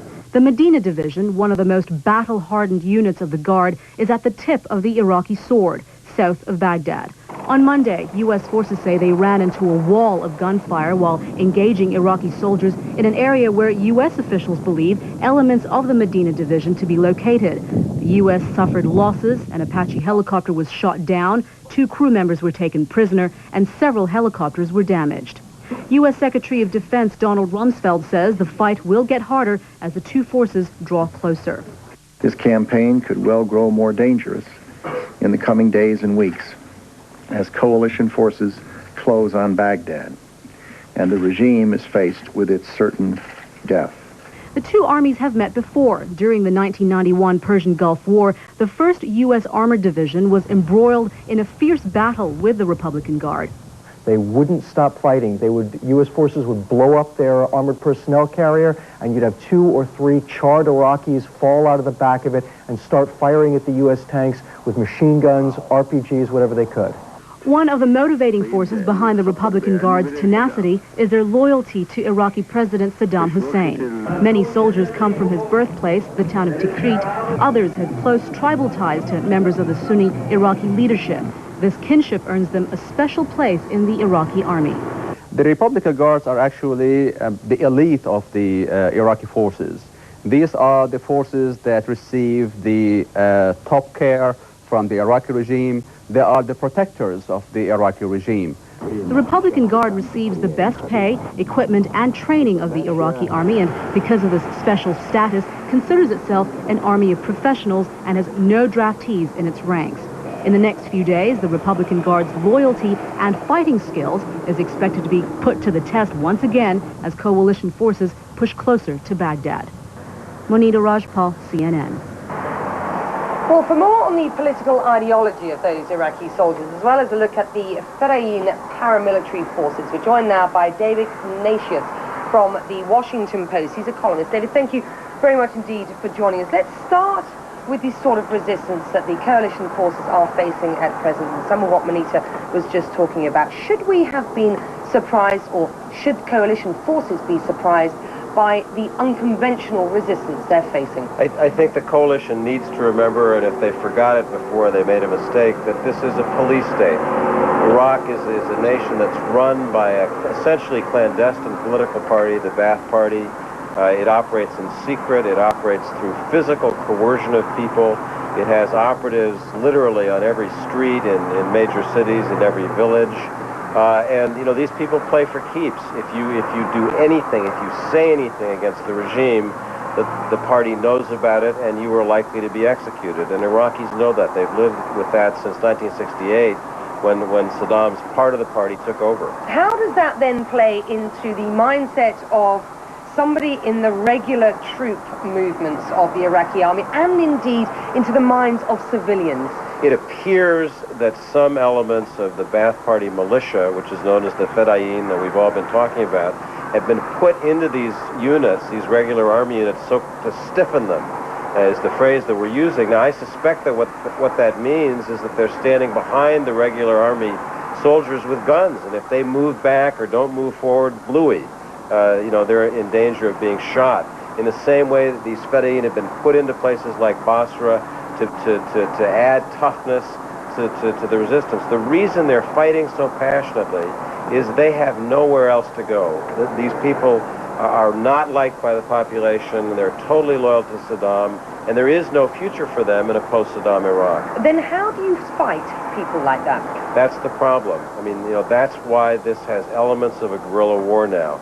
These people really cannot move back into post-war Iraq easily. The population knows who they are, and the danger is that, as we're seeing in Basra now, you may have to go house to house and root them out. The hope is that the Iraqis will still do that themselves. Because we're talking here about trying to fight Iraqi people, in effect, and that's what the coalition forces are finding so difficult, it seems now. They've been surprised, it seems, by the unconventional resistance and are still trying to liberate Iraq, they tell us, rather than go to war with Iraqi people. You know, liberating a police state is not an easy job. This is a pervasive network. They've been organizing simply to hold power, not just to resist this invasion, for decades. So they're very good at it. You know, they know how to operate.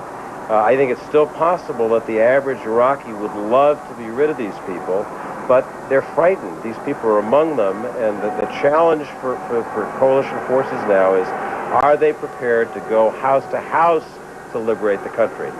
Okay, David, we're going to have to leave it there. Thank you very much indeed for joining us. David Ignatius, a columnist with the Washington Post. More now on those U.S. paratroopers landing in Kurdish-controlled territory in northern Iraq. Here's an up-close look at what they did and what they had to say about it.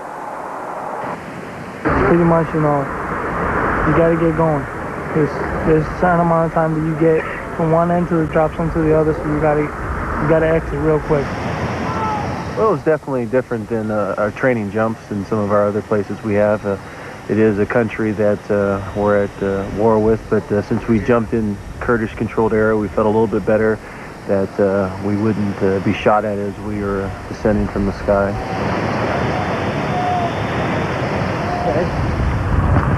All right, good morning. Brett Sadler from CNN. Just a second, please. All over the place. Welcome to Iraq. Thank you very much. How does it feel to get down here? It's nice. Nice. A little different temperature, but it's nice. Now, what's the routine now? You're on the ground. How are the men feeling? What do we like to see happening here as the hours develop this day? Well, all the men are feeling fine. We landed with all of our equipment. We are digging in positions right now to just set up a perimeter at first, and then we just take everything day by day as the situation develops. Really don't know what to expect. You don't train to expect things. You just train for everything, so you can react to anything that the command may throw at you. It's really strange that we're actually here. It doesn't seem like we're in Iraq, but hopefully I really look forward to seeing how the plan develops and see what our part is going to be in the whole play. You're watching CNN's continuing coverage of the war in Iraq. Coming up, United Nations members step up to have their say on the conflict. Stay with us.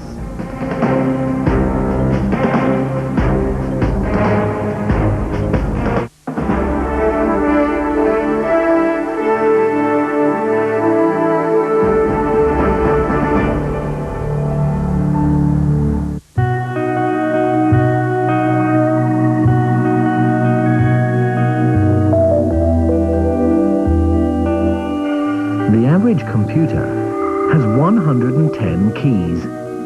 We say you only need 3.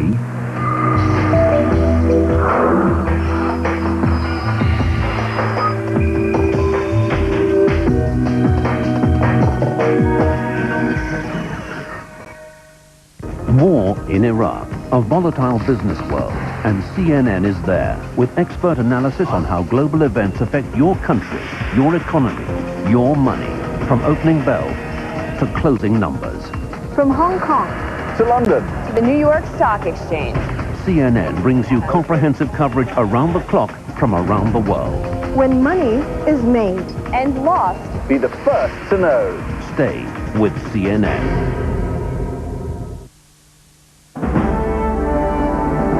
This is CNN.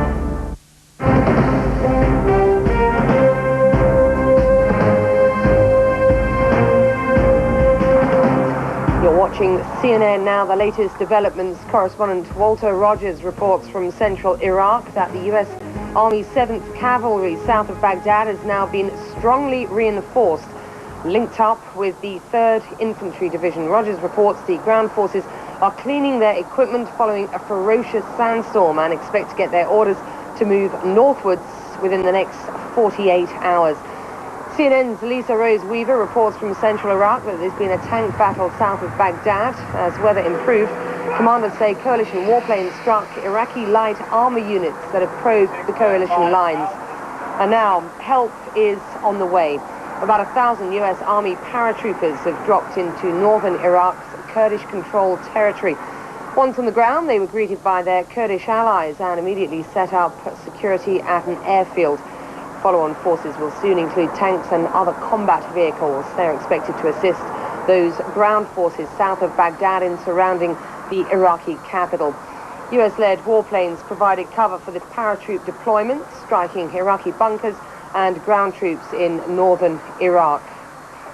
More than 30 new explosions rocked Iraq's capital overnight. Meantime, the Pentagon's left open the possibility that an errant bomb or missile may have hit the Baghdad neighborhood, where at least 15 people were killed on Wednesday.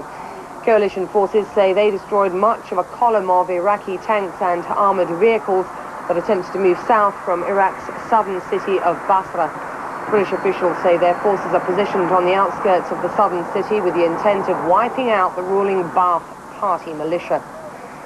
A British ship carrying humanitarian aid that was scheduled to arrive on Thursday at the southern port of Qatar has been delayed because mines have been discovered and detonated near the main channel. But a British military spokesman says he anticipates Iraq will be exporting oil again within 3 months. And just last hour, Kuwait reported an incoming Iraqi missile had been intercepted by air defense missiles. British military officials had said that relief and aid from the HMS Galahad would arrive at Qasr on Thursday because the waters had been cleared of mines. But now the commander of British forces in the Gulf says the aid will be delayed because mine hunting efforts, which were carried out in part with dolphins, found more danger. The mine threat to shipping in the Khor Abdullah has so far prevented humanitarian aid from being delivered by ship to the Iraqi people. Make no mistake, the threat is very real. Last night, UK mine hunters discovered and then detonated 2 mines outside the swept shipping channel. This proves beyond doubt that Saddam's regime has attempted to stop essential stores and humanitarian supplies from being delivered to his own people. United Nations members voiced their opinions on Wednesday as the Security Council has held its first open meeting since the start of the war. Member nations debated what aspects of the conflict should be addressed most immediately, from how to find it, to end it, to how to get aid into Iraq. Richard Roth reports from the UN. The first day of an open meeting at the Security Council, a chance for every country to speak for the first time publicly since the war began, has concluded. Approximately 45 countries spoke. About 33, 34 will resume the debate tomorrow. Here at the Security Council, Iraq's ambassador accused the U.S. and Britain of a naked aggression and a criminal assault on his country. Kuwait said Iraq was violating Security Council resolutions and using missiles that were against the Security Council law. As for other countries, most said that the attack was not legitimate with the UN Charter, while others said it was time to move ahead, and others said Iraq failed to comply. How could the Security Council remain silent while this violent war is being waged before its eyes? How could the Council turn a blind eye at the devastation and the aggression and the hundreds, the thousands of civilian victims who are falling victim to this war? Should we not demand that this unjustified war be stopped immediately, one which is against international legality? Is it not just to demand withdrawal of all forces from Iraqi territory and to compensate the Iraqi people for the destruction and the killing? We would wish to caution the Security Council from being drawn into drafting a resolution that would provide tacit or implied approval for the military operations that are underway in Iraq at this time. Our participation in the coalition is in complete accordance with international law.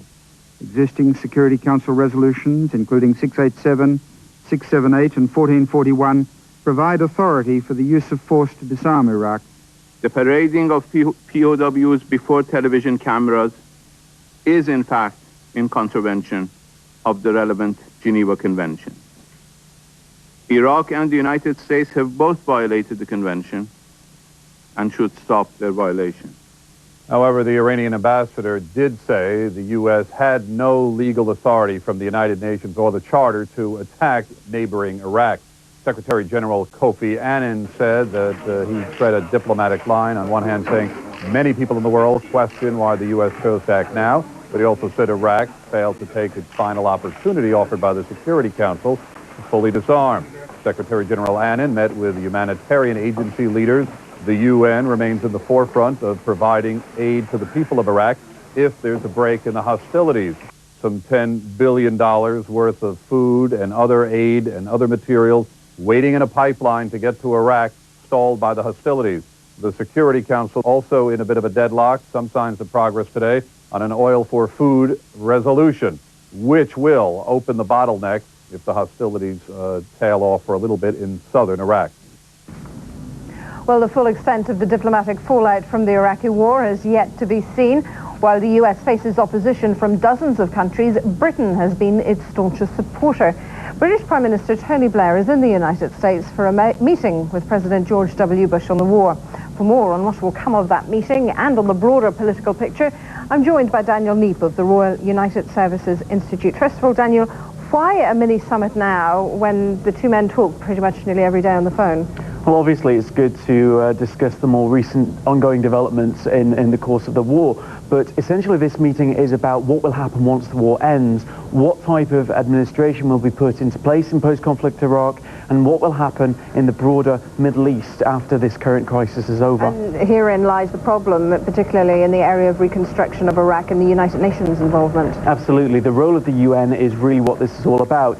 America is somewhat skeptical of giving the UN any role at the moment, given the difficulties it had in getting a second resolution to legitimize this campaign. It feels that the entire affair was a waste of time. Britain is pushing for a very strong role for the UN on the grounds that this is the only way, first of all, to rebuild the legitimacy of the United Nations, and also to give more legitimacy to what Britain and the US have been doing in this campaign. But it was Tony Blair of Britain who persuaded George W. Bush to go down the UN road in the first place last summer.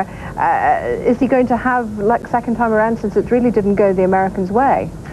No, I think he still has a very strong voice in given the support that the UK has lent to the US, particularly as given the difficulties with other European countries. So I think that Blair's counsel does carry some weight still.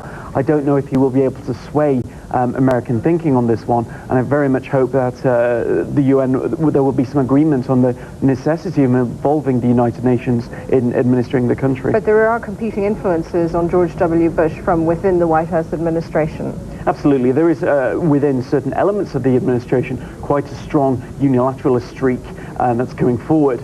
Others, the State Department, for example, will be pushing for rebuilding the bridges that have been burnt and reforging alliances that have splits emerging within them. What if Tony Blair doesn't win George W. Bush to his point of view about the involvement of the United Nations?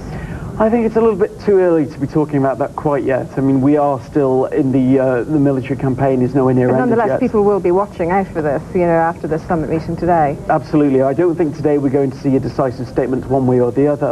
I think it will be one step in the wider process, the longer process. And the Middle East peace, of course, being part of this, and big announcement just before the war from both Britain and Washington that there were going to be advances made on Middle East peace, but there haven't really been in the last 10 days or so since. I think Tony Blair's somewhat disappointed that the Americans haven't gone ahead and published that document that they had said on their roadmap. Well, many people were skeptical of the timing of the announcement that we were going to be dealing with the peace process after Iraq. They saw it as just a cynical way to add legitimacy to what was happening in Iraq by saying we are going to be dealing with the peace process later.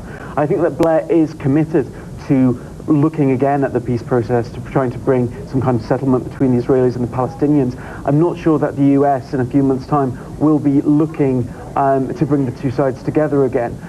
Depending, of course, how things go in Iraq, what kind of how the campaign goes, what kind of long-term involvement there is for the US, this will obviously temper America's desire to become involved in the peace process again.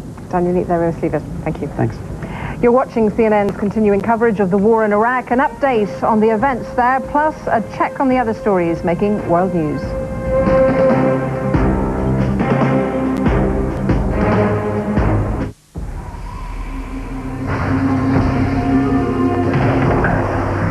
A Grand Slam in the UK.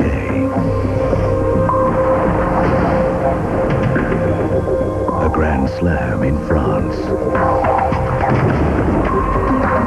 A Grand Slam in Australia.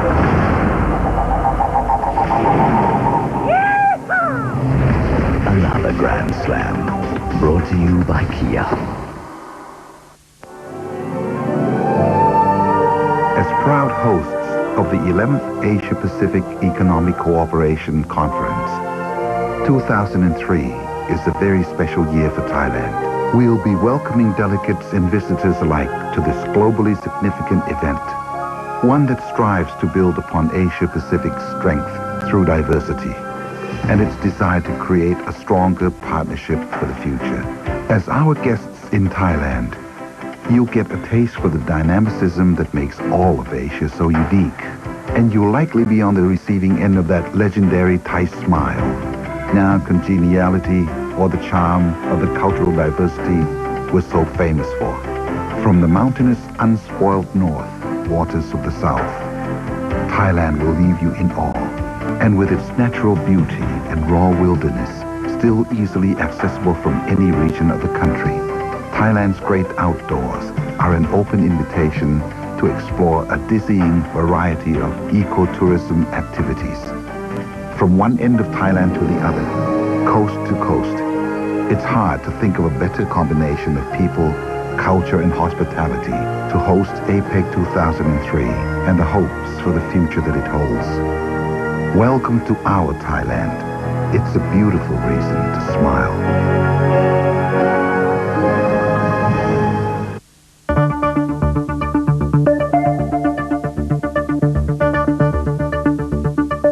A viewer in Indonesia writes, what if U.S. President George W. Bush and British Prime Minister Tony Blair went along with anti-war demonstrators and backed away from a confrontation with Iraq? The leaders know full well that Iraqi President Saddam Hussein would continue to make weapons of mass destruction. With every day and month he is allowed to continue, it puts this madman in a better position to be able to kill more innocent people throughout the world. A viewer from the U.S. writes, our president is in breach of international law, UN resolutions, the UN Charter, the U.S. Constitution, and the Geneva Convention. The UN must invoke Resolution 377 as a breach has occurred. Views don't necessarily reflect those of CNN, but are opinions expressed by those who choose to participate in this open forum.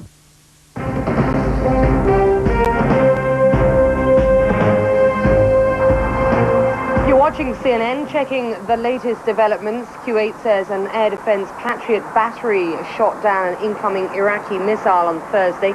All clear sirens have now sounded in Kuwait City. Elements of the U.S. Army's 173rd Airborne Brigade jumped into northern Iraq early Thursday. 1,000 paratroopers landed near Basha to secure an airfield. Coalition forces will use the airfield to bring tanks and other combat vehicles into the area in the coming days. Coalition aircraft are making an active effort to weaken the frontline Iraqi positions in the north. CNN correspondents report hearing at least 4 large explosions near Kalak. This after several coalition airstrikes on Iraqi command bunkers near the northern city of Chamchamal on Wednesday.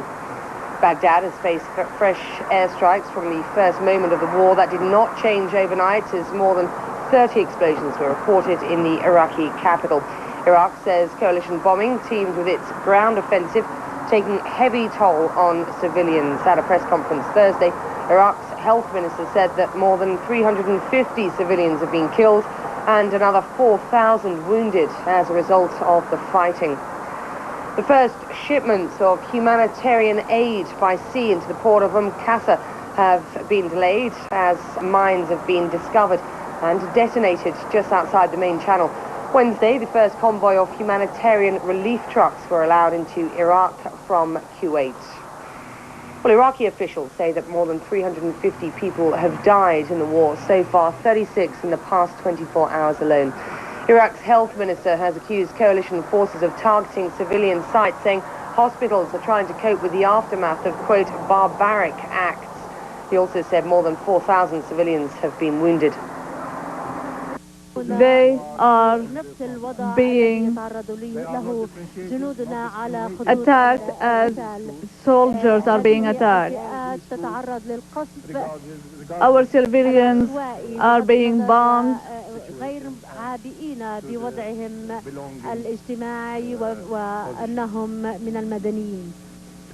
Regardless of their civilian status.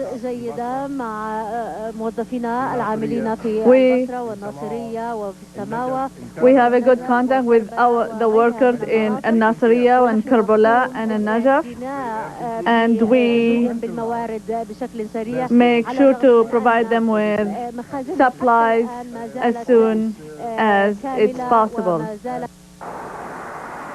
Iraq says 15 people died in air raid on a marketplace in Baghdad on Wednesday. Mubarak says that in total 36 people were killed and 215 wounded in the strikes on the city in the past 24 hours.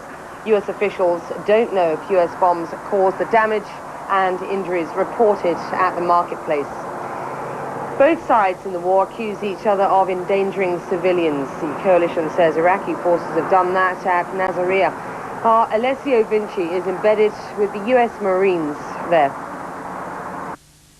The U.S. Marines here near Nasiriyah are fighting a war on two fronts. On the one side, they're trying to maintain the supply route, the main supply route, open and secure, beefing up the positions all around that route and prevent the Saddam Hussein and other paramilitary groups from disrupting that supply. On the other side, they're also dealing with a large number of civilians, Iraqi civilians from surrounding areas who are now trying to reach the downtown center of Nasiriyah because they want to see their family members. They want to go about their business. They want to go and see doctors. But the problem for the Marines is that among those civilians, the Saddam Hussein are hidden themselves, and therefore they're encountering a lot of problems because when they stop buses, when they stop large trucks or even taxis, once the Marines ask those people to identify themselves, it turns out that most of them, or many of them, are actually Iraqi military. And in the last few days, according to a U.S. military commander, the U.S. Marines have taken about 100 civilians, 100 civilians, and more than 200 Iraqi military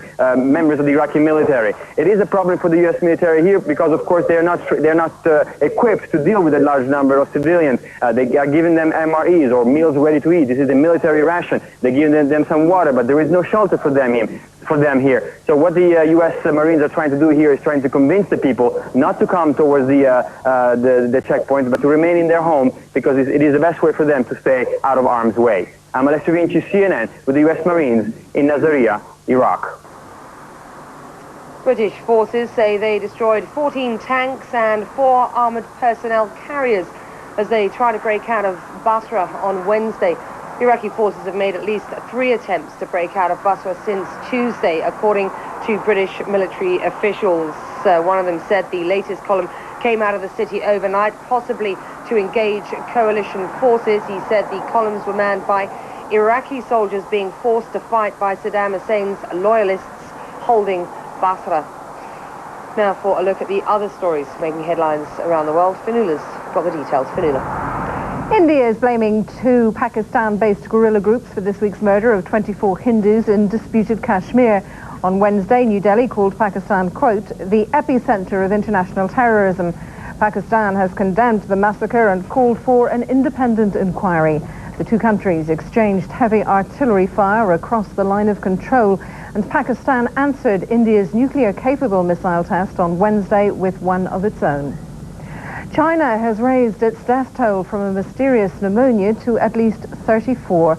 Nearly all the victims were in a southern province, but 3 were in Beijing. The World Health Organization has identified the illness as SARS, or severe acute respiratory syndrome. The same illness has killed and sickened people around the world. The WHO says most patients are not responding to antibiotics. Kenya is handing over to the United States a suspected Al-Qaeda member captured last week in the Somali capital, Mogadishu. Kenyan officials have identified the man as Suleiman Abdallah. Kenya's security chief says Abdallah provided information implicating himself in the 1998 U.S. embassy bombings in Nairobi and Dar es Salaam. U.S. officials say he is not currently wanted in any criminal case, but they did not rule out the possibility that some federal agency might have an interest in the suspect. Well, to the business world now, and Charles Hodson is here with the very latest financial headlines. Fanula. Well, European stock markets are all sinking in morning trading. Let's have a look at the numbers as they stand right now. The London FTSE 100, let's start with that one. That is currently down by more than 1%. The Paris CAC 40 off by 1 3/4%. Zurich SMI not down as far as it was, off by about 0.5%. And the Xetra DAX again come back quite a long way, but still off by about 0.75%. The price of oil is rising for the second day in a row. Investors are reacting to George Bush's warning to U.S. troops that the war is, as he put it, far from over. London Brent crude is up $1 to $26.29 a barrel. France's anti-war stance has given rise to a spate of so-called French bashing in the United States, and some U.S. consumers are even boycotting French goods and services. As CNN's Bill Tucker reports, the boycotts aren't helping already icy relations between the two countries. We don't need your stinky wine. We don't need your stinky wine. French wine sales are not exactly going down the drain, but they are lower. Distributors on the East and West Coast report sales are down roughly 8% in the past month. Le Bernardin, a French restaurant in New York, says business has held up, but admits that some customers have decided to take their business elsewhere. It's very difficult to quantify the percentage of people who are not supporting French restaurants or not, because I guess the majority of them do not call. But we received a couple of calls of people canceling parties because we were French. And they've added variety to their cheese menu so that there is more than just French to choose from. One website, metrospy.com, is actively encouraging a boycott of all things French, wine, cheese, and stocks, and provides a list of alternative choices. In Montana, the state pension fund system is taking such boycotts to heart. The fund sold off $14.5 million in French stock, including France's largest bank, BNP Paribas, and its largest oil company, Total. The fund managers worried about a backlash against French companies and concerned that the French position could hurt French companies in a post-war reconstruction of Iraq. It's not a bad move, considering that the worst performing big oil stock this year is Total, which is down 10% so far. 3% of those losses coming in the last week since the start of the war in Iraq. Bill Tucker, CNN Financial News, New York. And that's a look at business news. Back to you, Fanula. Charles. On the global op-ed watch on Thursday, editorials on the war in Iraq from newspapers in some countries of past and present adversaries of the U.S. The Times of India takes a break from its coverage of Wednesday's missile tests. The paper warns that the invasion of Iraq, especially if it leads to a great deal of bloodshed and loss of civilian life, could inflame Arab and Muslim sentiment, leading to terrible 9/11-style terrorist strikes and the creation of an unbridgeable gulf between the Muslim and non-Muslim world. Across the border, the Pakistani newspaper The Nation takes aim at the United Nations. Quote, the United Nations Security Council appears to have abdicated its responsibility for negotiating global peace and protecting the territorial integrity of member states. Since this has happened during Kofi Annan's tenure, he should seriously consider his moral responsibility to the world community and make his position clear by resigning, end quote. And in Israel, Haaretz newspaper writes, despite the leaders' claiming statements and the general's declarations that the campaign is advancing as planned, the war has not yet yielded the sights people had hoped for. Joyous, liberated Iraqi masses expressing gratitude to their liberators. Well, media coverage of the war is particularly resonant in the Middle East, where it hits close to home. In much of the region, residents have seen a change in the quality and variety of news since the 1991 Gulf War. Ala Gorani has this report from Jordan. A typical coffee shop in the heart of Amman. Like so many others in the Middle East, men drinking tea and playing backgammon. But there's a difference. In the last Gulf War, the Arab world could turn to stodgy state broadcasters or Western satellite networks. Now they have energetic, ambitious Arabic news channels broadcasting from Baghdad and across Iraq. Here, people say, these upstarts are an important source of news on the war. I should know what is happening to the Iraqis and the Americans and whether what they say is correct. There could be some painful pictures, but we should see them. The first day when I saw the bombers of Baghdad, I actually cried. Cried because like I said, it's devastating. It's inhumane what's going on. Arab 24-hour news networks like Al Jazeera, Abu Dhabi TV, or Al Arabiya have mushroomed in the Middle East with a different take on the war in Iraq, showing sometimes graphic, some say lurid images of the dead and wounded on both sides of the conflict that Western networks like CNN, the BBC, and Sky might choose not to air. The images are raw, the production sometimes unpolished, but in a region where independent journalism is a rarity, their arrival is a sea change. The Arab world has realized, a lot of Arab countries have realized the impact of instant television and the media on them, and they realized that they had to have forums through which they could express their views and influence the way things are covered. There is pride among many Arabs that now they have their own source of news in their own language, without an anti-Arab bias that many perceive in the Western media. Channels that are prepared to give more time to the Iraqi version of events. The images, confirm people's opinions and strengthen their position and also lifts their morale. A view echoed back at the coffee shop. When I hear a U.S. official denying there are casualties or prisoners of war on their side, and half an hour later I see the prisoners of war on Al Jazeera, that showed me everything the defense minister said wasn't true. Television viewers in the Arab world say they're happy there seems to be more than one side to the story now. But looking at control monitors in Jordan TV's production gallery, there seems to be more than 2 sides, 5 or even 10, or as many as there are satellite news channels, as smaller and cheaper technology allows them to broadcast from virtually every corner of this conflict. Hala Garani, CNN, Amman, Jordan. More from CNN after this short break. Stay with us.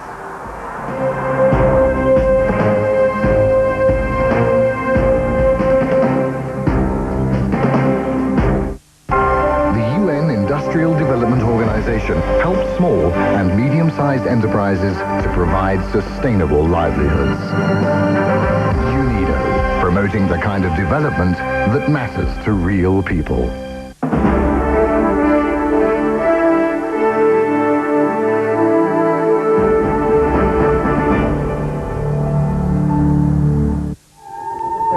Por haber interrumpido nuestro espacio temático. A la familia de José María Corta. Pero nos tenemos que ir una obsesión para Hollywood. Oropesa del Mar, donde está a channel dedicated to keeping the Spanish audience informed and up to date. CNN Plus is more than just news. The stories that matter most as soon as they happen. Spain, Europe, the world. We've got it covered. CNN Plus.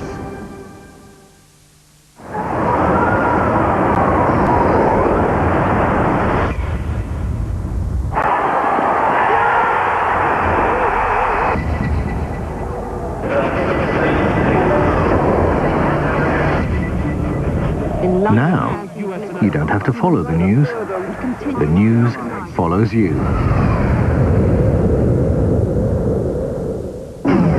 CNN. Be the first to know.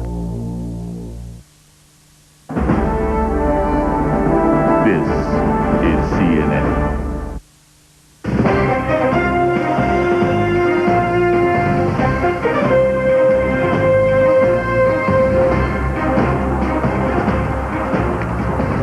U.S. paratroopers on the ground in northern Iraq as the United States military builds up its northern front. Hello, I'm Becky Addison in Kuwait City. And I'm Rosemary Church at the CNN Center. Welcome to our continuing coverage of the war in Iraq. The latest developments for you. The U.S. Army 7th Cavalry south of Baghdad has just been strongly reinforced by linking up with the 3rd Infantry. That word from our correspondent Walter Rogers, who's embedded with the forward elements of one of the coalition ground units in central Iraq. Rogers reports the troops are now cleaning their equipment following a ferocious sandstorm. and that they expect to get their orders to resume their northward advance towards Baghdad within the next 48 hours. Also reporting from central Iraq, correspondent Lisa Rose Weaver, who tells us there's been a tank battle south of Baghdad. And with the weather improving in that region, commanders say coalition warplanes struck Iraqi light armor units that have been probing the coalition lines. Meanwhile, in northern Iraq, the first large coalition force in the north secured an airfield in that Kurdish-controlled region. The force, roughly about 1,000 US Army paratroopers, dropped into the region on Thursday. US-led warplanes provided cover for the paratroopers' deployment, striking Iraqi bunkers and troops in northern Iraq. British forces say they've destroyed 14 tanks outside Basra, an Iraqi column of armoured vehicles attempted to move south from Iraq's southern city. British officials say their forces are positioned on the outskirts of Basra with the intent of wiping out the ruling Ba'ath Party militia. A British ship carrying more than 200 tons of humanitarian aid was to have arrived on Thursday at the southern Iraqi port of Qasr, but it's been delayed a day because of fears there still may be mines in the waterway. Despite such security concerns at the moment, a British military spokesman says he anticipates Iraq will be able to export oil again within 3 months. The coalition's troop presence and air campaign appear to be intensifying in northern Iraq. Hundreds of US paratroopers are on the ground there after a massive airdrop on Thursday. We spoke earlier to CNN's Ben Wiedemann and Brent Sadler, who've been monitoring events in the area. It's a very dramatic entry into the war in the northern Iraq area by those paratroopers.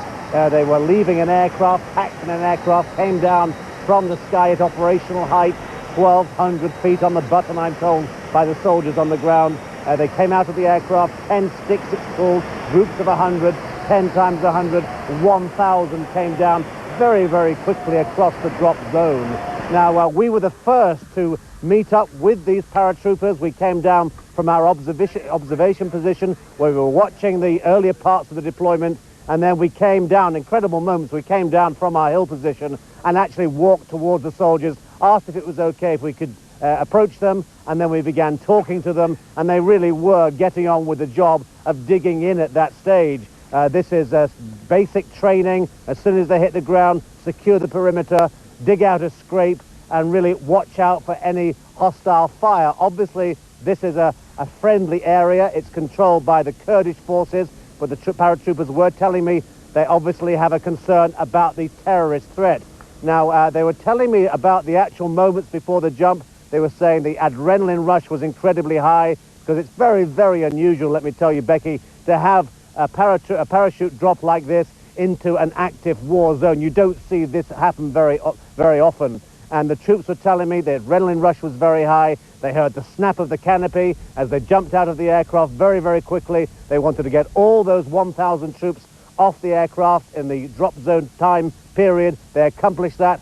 They were actually floating for less than a minute, about 45, 50 seconds, with heavy weight dangling under them, and hit the ground pretty hard. They were very pleased, they said. There had been rain over the past couple of days. It was a soft landing, but that gave them a pretty sticky, muddy situation to face when they hit the ground. So we saw many of the troopers actually cleaning their weapons.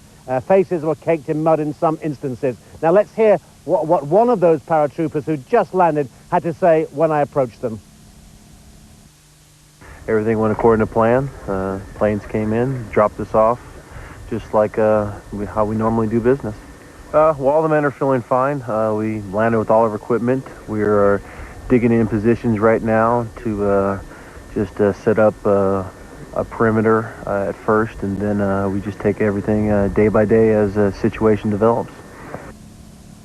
The good news was, they told me, that out of the 1,000, no one had suffered any serious injuries. There is normally an injury level in parachute drops like this, 1% normally. Couple of sprained ankles at worst, mostly bumps and bruises from rocks strewn around the drop zone. Now that was happening several hours before there was renewed airstrike activity in those hills behind me, where the Iraqi army has 3 army corps dispersed across the front lines. Ben Wiedemann from CNN, my colleague, is with me. Ben, you were watching what was happening this morning. Compare it to what we saw yesterday in this area and another sector. Well, really, it was a continuation of what appears to be an intensification of the bombing of the northern front lines. This morning at about 6:30, which is about 4.5 hours ago, just after the sun had come up, we were out here, we heard airplanes flying overhead. We were able to see the planes catching the glint of the rising sun as they flew over and over, and then suddenly we heard we saw a large blast from the Iraqi frontline positions, which are just behind us, about 2.5 miles. Very deep, heavy thuds as those blasts went off. 4 of them followed after one another, about 5 to 10 minutes between each blast. Now, these Iraqi front lines here, we've been watching over the last several weeks as the Iraqi soldiers have been digging in. They've been fortifying their positions, getting sandbags out, bringing up mortars and heavy machine guns, anti-tank guns, but obviously none of those weapons were much good against this sort of airstrike. Now, of course, as you saw, Brent, yesterday, there was a similar airstrike on these lines. We've heard from our colleague Kevin Seitz, who's outside Kirkuk at a town called Chamchamal, also hit several times yesterday. So it does certainly look like the air campaign in this area is intensifying. Let's just do some news coming into CNN Center. 3 powerful explosions have hit central Baghdad about 15 minutes ago, 1:50 local time. That's according to a Reuters correspondent in the city. These are live picture of Baghdad. You can see it's 14:07, and there are some plumes of smoke in the background. Now, we're monitoring the situation for you. We can't be sure whether those plumes of smoke are new in the last 15 minutes or not. We will find out more for you. There were 3 very powerful blasts close by, said a witness. There are warplanes overhead and anti-aircraft fire. He said, now this of course follows waves of explosions that rocked Baghdad early in the morning Thursday as the Iraqi capital marked a grim week since the start of the US-led war aimed at ousting President Saddam Hussein. More than 30 blasts were heard around the city in at least 4 rounds through the night. That was now, of course, some 12 hours ago. But, as I say, news coming in of 3 powerful explosions that have hit central Baghdad in about the last 15 minutes or so. That's according to a Reuters correspondent. 3 powerful blasts close by. The correspondent said there are warplanes overhead and anti-aircraft fire. More on that as we get it in to us here at Kuwait City. Now that US paratroopers have jumped into northern Iraq, the US Army is expected to begin moving in tanks and other heavy equipment. New York Times journalist Michael Gordon tells us that will mean at least some coalition activity now on 2 fronts. We really have 2 things going on. One, there is the airdrop of the 173rd in northern Iraq, which was notable, but really a poor substitute for the northern front that the military originally had in mind, which was supposed to be a lot bigger and more powerful than this. And then there's still some very messy fighting in the south between American forces, British forces on the one hand, and these paramilitaries from the Saddam Hussein regime on the other. Seems to be escalating in the south and not quieting down. Michael Gordon of the New York Times. Well, within the past hour, Abu Dhabi TV has aired live pictures of civilians in Basra venturing across one of the main bridges over the Tigris River. The British military says it now controls the bridge. These scenes come a day after Iraqi forces attempted an unexpected maneuver south of Basra. Christian Armanpour explains.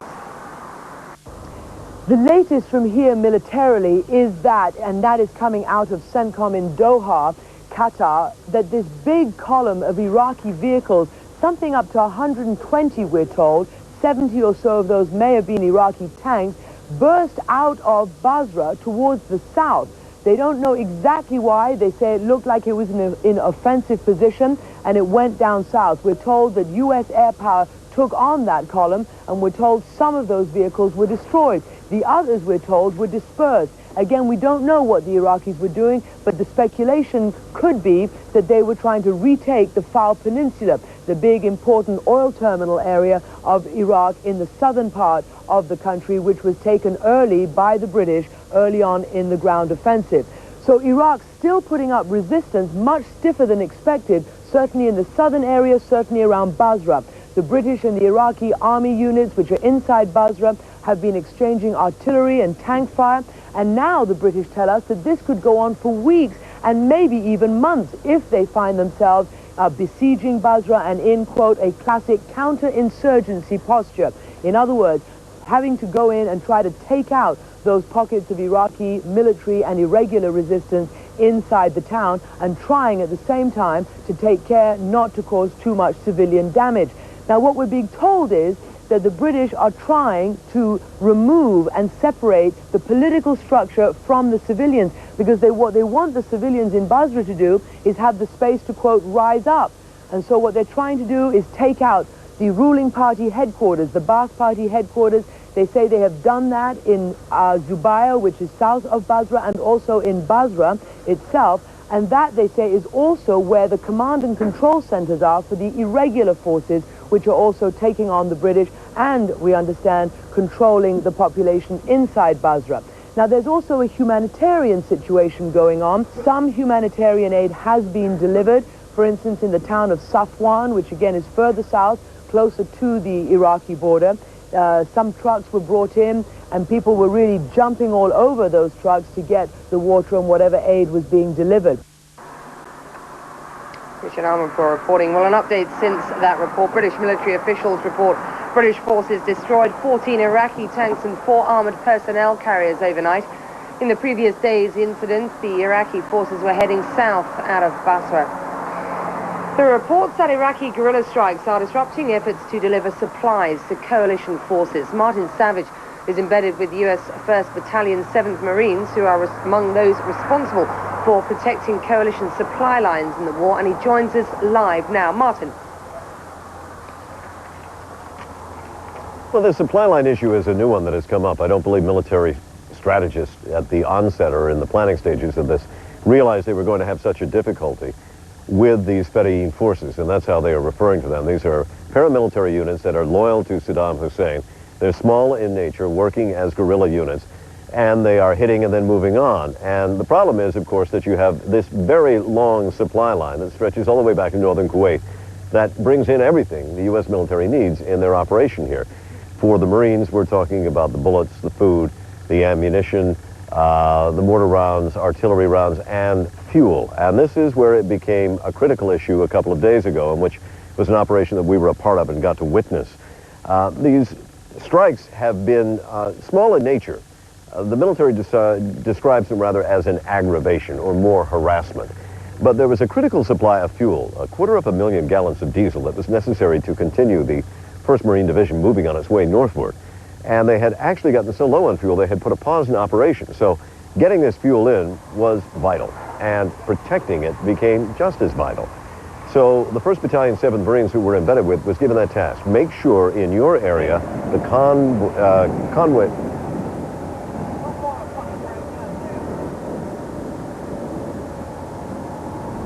Okay, someone's talking to me.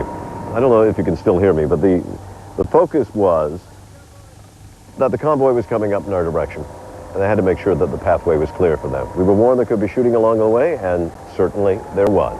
A lot of semi-automatic weapon fire opened up on the convoy, at least on our convoy, that is the security force. RPGs were being fired in our direction. It was night, it was pitch black. Night vision goggles don't work when it is totally dark. And there was a lot of confusion out on the battlefield where this was taking place. Armored personnel carriers running into each other. You had Humvees that were getting struck by the armored personnel carriers. We were struck by another APC, or armored vehicle, nearly knocked us on our side. But the Marines continued to fire on their objective, and the fuel trucks managed to get through. The strategy being employed by the Marines is one, if you're attacked, hit back heavy, hit back hard to send a message. Don't do that again. And the other is to then send forces into the nearby villages where they believe that the Fedayeen are operating out of. And this goes back to the Hearts and Minds campaign. Notify the civilians that it's dangerous to harbor any of these Fedayeen, that it makes their village, it makes themselves potential targets of the U.S. military. So it's that dual strategy that went into play. And it appears, at least last night, that it worked. There were very few attacks that were reported on any of the convoys moving through this region. Back to you. Martin, do you get the impression that beefing up security to protect the supply lines behind the Baghdad front has significantly delayed the coalition forces' push towards Iraq's main city? Significantly delayed it? No. Has it brought about a focus on matters that perhaps they didn't think they'd be looking at when this operation kicked off? Yes, that's definitely true. There are assets that are now being used to provide security along the supply lines that could have been focused more directly towards the front. But they are still pushing forward. They still plan to keep moving forward. This unit right now is stationary. They have a day of rest. That means refit, refuel, and get some sleep. But otherwise, they plan to push forward. However, what they have done is they have left behind smaller, very mobile units, a quick reaction force, maybe is the best way to describe it, that in high-speed Humvees can race up and down and respond the moment that there is any sort of assault that is made on the marine supply line. So are they using massive numbers of forces to hunt down these Fedayeen? No, they aren't. They realize that these are small units and they can respond with the same sort of tactics while the main body continues to push forward.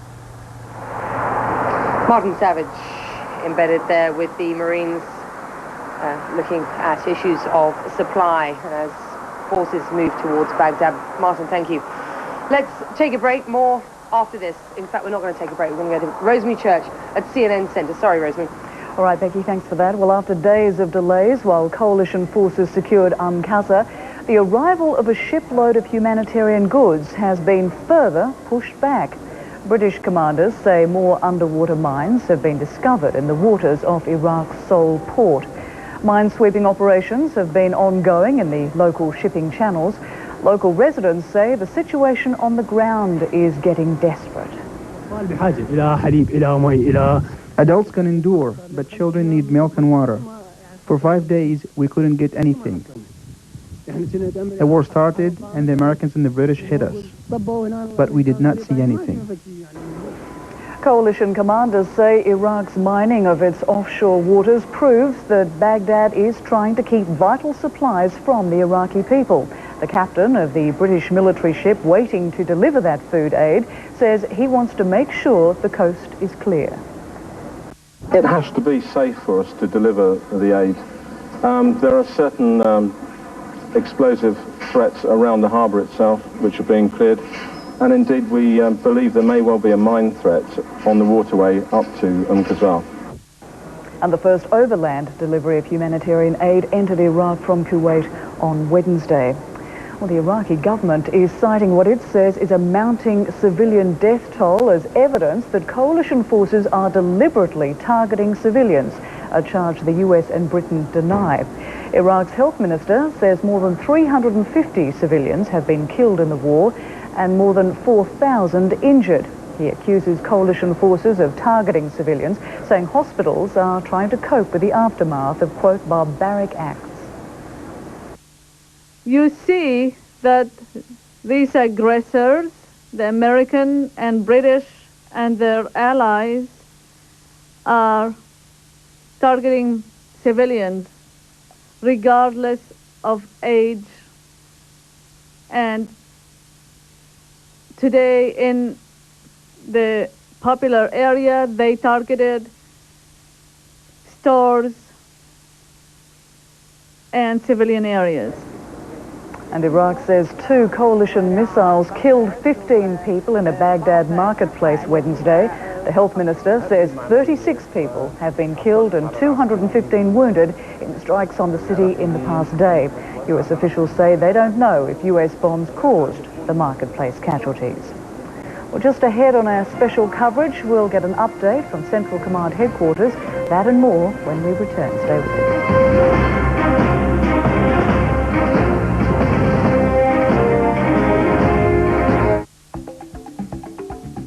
Eye on Africa is sponsored by Clear Essence. Clear Essence, the ethnic skincare line.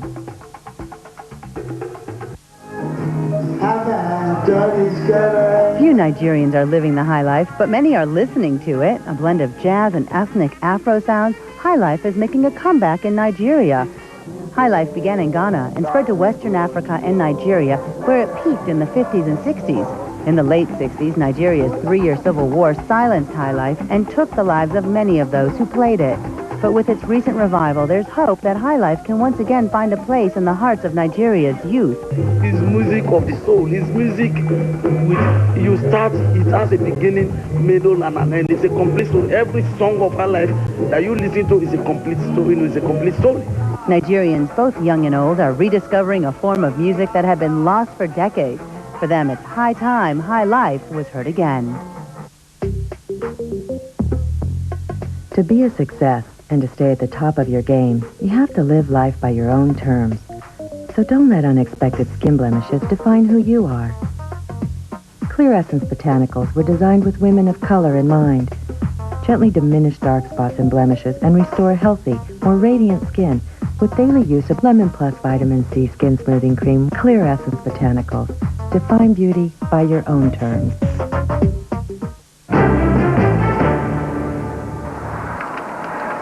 Checking some of the latest developments here on CNN, renewed concerns about mines in the shipping lanes leading to the port of Qatar have again delayed seaborne relief shipments. British military officials explained the delay to correspondent Tom Mintier a short time ago. We had hoped to bring the first ship in today, but last night the coalition forces who were sweeping the channel for mines discovered just off the safe channel we had created 2 mines. These were dealt with, and now we're just delaying them on the side of safety because of the merchant shipping involved to sweep again, just to reassure ourselves there are no more mines before we bring in the first shipping. Iraq says that more than 350 civilians have been killed. The health minister announced the figure at a press conference on Thursday. He also estimated that 4,000 civilians have been wounded. An air defense Patriot missile battery in northern Kuwait intercepted an Iraqi missile on Thursday. Kuwait says debris fell clear of any residential areas of the city. U.S. paratroopers are digging in at an airfield in northern Iraq. They're preparing for the delivery of tanks and other combat vehicles to the northern front. Now for the latest on the coalition war efforts, I'm joined by U.S. Navy Captain Frank Thorpe. He's a spokesman for U.S. Central Command in Doha in Qatar. And let's talk firstly about Navy operations in the Mediterranean feeding the northern front, which now, of course, with today's developments, has in effect opened up. Give us a sense of exactly what your operations are now in that part. I'm not sure I heard you totally there. If you're talking about the mine-sweeping operations? No, I was talking about Turkey, but if you want, let's start off with the mine-sweeping operations. In fact, that's equally as good. Let's start with that. Give us an update on exactly what's going on in the port of Qatar. The big focus today is to try, give our best effort to get that humanitarian assistance material into Qasur. We already have 7 trucks that have gone in there. Unfortunately, the Iraqis, we found some mines overnight in a channel that we had previously cleared. So we are going in and securing that channel again as fast as we can in order to get the British ship that's standing off the coast into the port safely. Have you been surprised at the amount of mines that have been found in the area? After all, that channel's been swept, hasn't it? Well, we've actually found several ships already that had mines on them, and took those ships out prior to them having the opportunity to lay the mines. The channel was clear as of yesterday, and overnight these 2 mines were found. They were detonated, and the concern is that there would be any more. We have done a very comprehensive effort to ensure that no other mine layers are there in the area to put more mines in the water. But the problem is that this aid isn't getting in. The aid's being promised to the Iraqis. It's extremely important, it seems, to the coalition forces that that aid is moved in as quickly as possible, and it's still not there. It is very important, and what the interesting part here is that the coalition forces are giving our best effort to get the humanitarian assistance material into the Iraqi people, and in fact it's the Iraqi regime that is preventing us from doing that at this time, or I would say at best delaying us from getting it into the port. Okay, let's move to northern Iraq. Turkey refusing permission for U.S. forces to move through its territory has meant that the U.S. forces off Turkey in the Mediterranean, and in fact, are feeding into what's now known as the Northern Front. Paratroopers have been brought into the northern part of Iraq overnight. What's your strategy there? What happens next so far as your forces are concerned in the Med?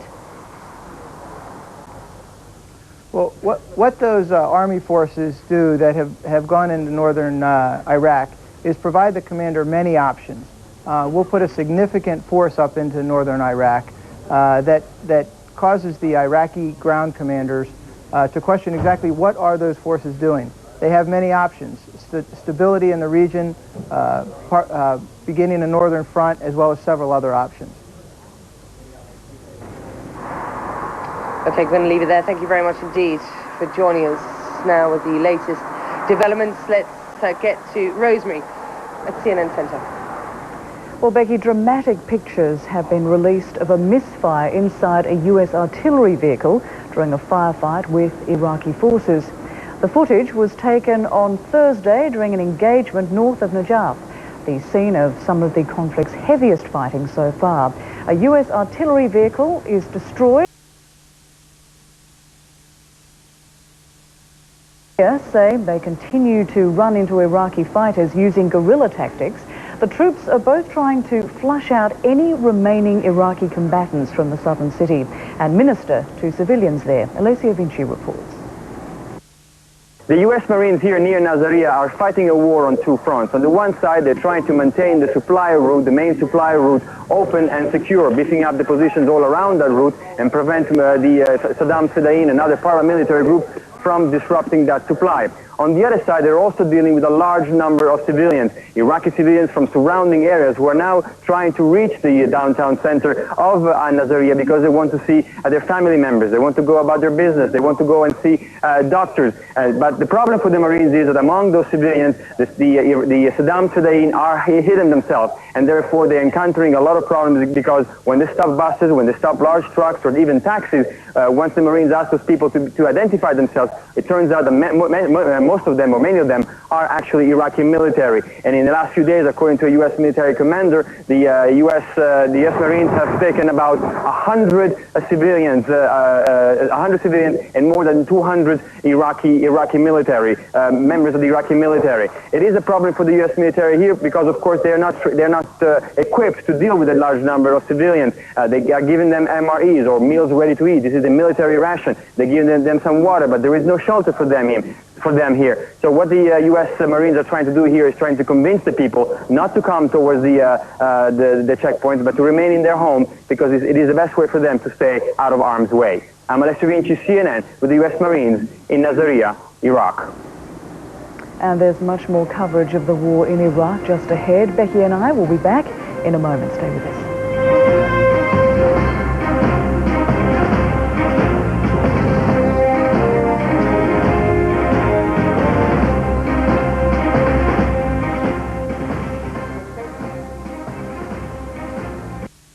Recent military engagements in Basra.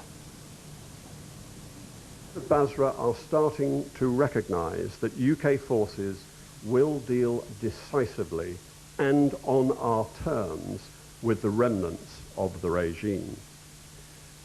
Elements of 7 Armoured Brigade and 16 Air... Wherever you live, go to the... Personally, but the Marine unit came and relieved our unit. Yeah, this wasn't the same I don't bridge. know. I do not know if it was actually the same exact bridge, though, No, that this occurred on. No, it wasn't. Yeah, because his is next to a hospital. The other question I had is, given there's a lot of protests worldwide against this war, do you have any comment on that? I don't. As far as people protesting the war, protesting soldiers, I think a lot of people don't understand that.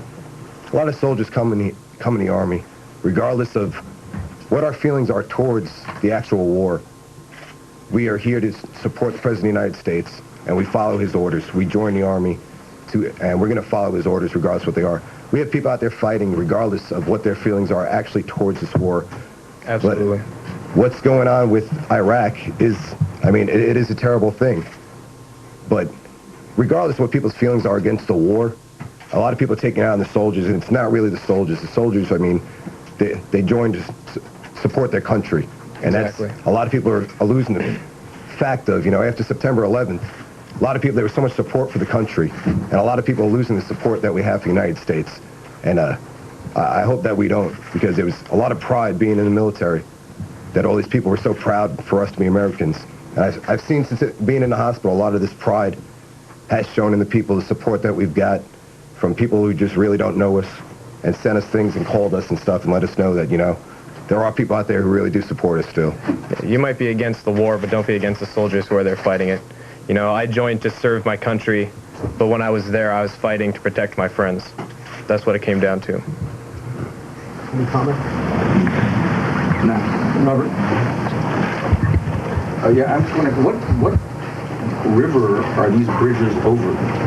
And also, exactly what days did these incidents happen? The South Bridge over Nazaria is over the Euphrates River.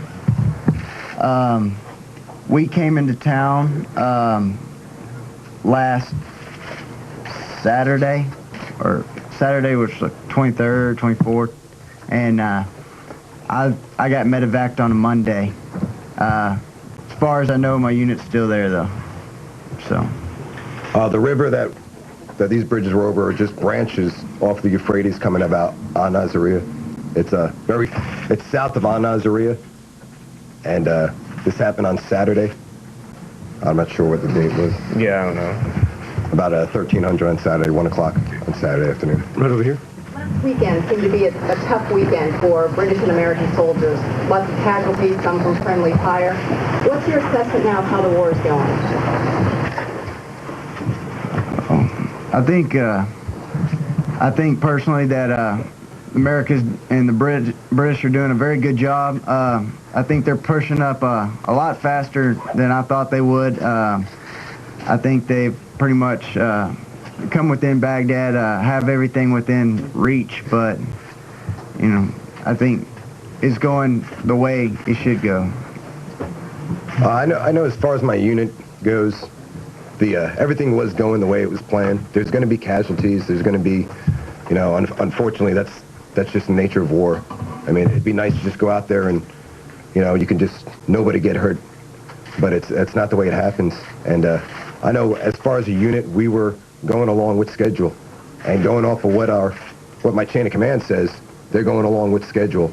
And so I'm just going to have to trust that we are still going along with what is scheduled and what they planned for. Yeah, I thought it was going pretty smoothly. And just like what he said, there's always going to be casualties in the war. And if we're going to reach for that goal, then some people are going to have to die getting it. Depends on how much you really want it. Before we rolled out there, we had a laptop and we were watching Band of Brothers, and it looks like they had it a hell of a lot worse than we did. Right here. Sergeant Villafane, I just wondered whether you could give us maybe a bit more detail about the way you arrested these 4 people in civilian clothes. What kind of civilian clothes, roughly what age, and did you have a chance, I know you don't speak the same language, but to communicate at all with them? Did they give you any idea of what the feelings were after you took them in, and how did you take 4 people in? Actually, when I moved out of the way of the RPG, I moved down the side of the bridge, trying to get cover and fire and trying to cover up my hand. And when I went down there, I guess the civilians that were coming back up the trench line were underneath the bridge. They were staying underneath there. There was weapons underneath there. They had little huts underneath there. I just happened to, when I got down there, he was looking one way, and I just happened to be looking directly at him.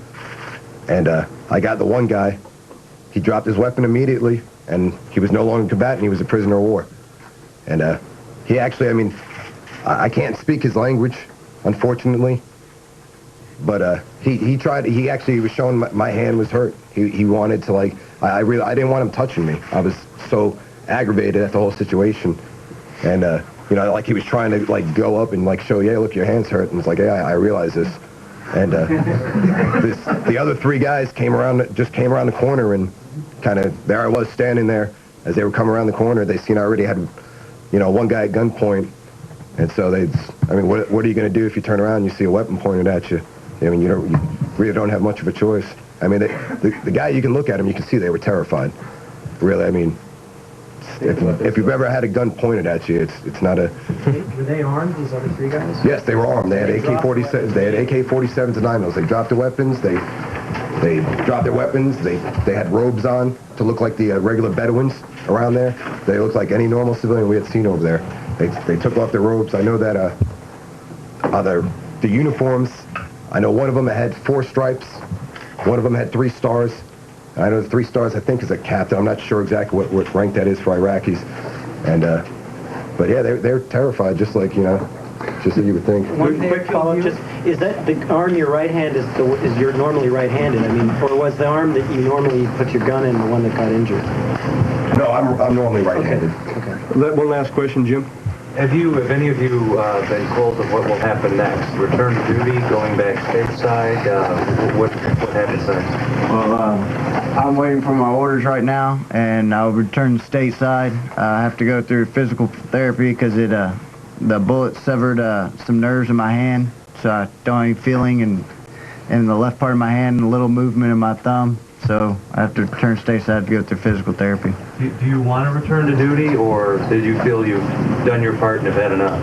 No, my unit's out there. Those are the guys I've lived with, gone out with, and trained with for a year and a half. If I could have it, I'd much rather be out with them than back stateside. I'm going to be going into Walter Reed. I know I've got some, might be spending a little while there. I had a piece of the shrapnel went into my hand. It shattered my fourth metacarpal right behind my ring finger. It got a bunch of nerve damage, busted some tendons. I also have to get some skin grafts for this big hole I actually had in my arm, and they might remove some more shrapnel. After that, I'll be returning back to my wife and my kids, and going through physical therapy back there with them, and have my wife and my kids help me get through it. As far as going back out there, I don't think anybody really, I mean, after going through it, you really don't want to be there. You don't want it to happen to you. You kind of hope it doesn't happen to you. A lot of people try and say they do, but it's not something that you want happening to you. And I like a second family out there with my soldiers and my platoon. And one of the hard things is not knowing what's going on with them, not knowing, not being able to be there for them right now. Like I can be there for, obviously I can be there for him whenever he needs. But that's one of the hardest things, not being able to be there for them. But as far as wanting to actually go back out there, no, I really do not want to go back out there. Yeah, I guess I'm traveling buddies with him from now on because I'm going to Walter Reed too. I got to get some more stuff fixed on my foot. I've got missing some large chunks of meat out from underneath there. For the most part, I got out of it lucky, so my recuperation period shouldn't be as long, I don't think. But I do have a lot of. It'll be a long time before I'm able to walk alone without these crutches anymore. Have you been told whether or not that's something that will lead to your discharge from the military because you're... Oh, no. I don't know anything about that. I mean, I'd hate to have to get out because of that. I just got promoted and everything, so I would like to be able to, hold on to that and maybe train some more guys or something. Still pretty motivated about the idea. But when it comes to going back out there, like he said, nobody wants to go back out and that sort of thing, really. I mean, nobody can be shot and say, wow, I really want to go back out in there. That was really great. But I would like to, my friends protected me while I was out there. They protected me while I was hurt and I was down and I needed them. And I feel bad that I'm not there protecting them now if they need me. It's like I got out easy almost. I feel real bad about that. We're really proud to show you some of America's finest warriors, and they'll be available for some individual interviews right after this. Thank you very much. Thank you.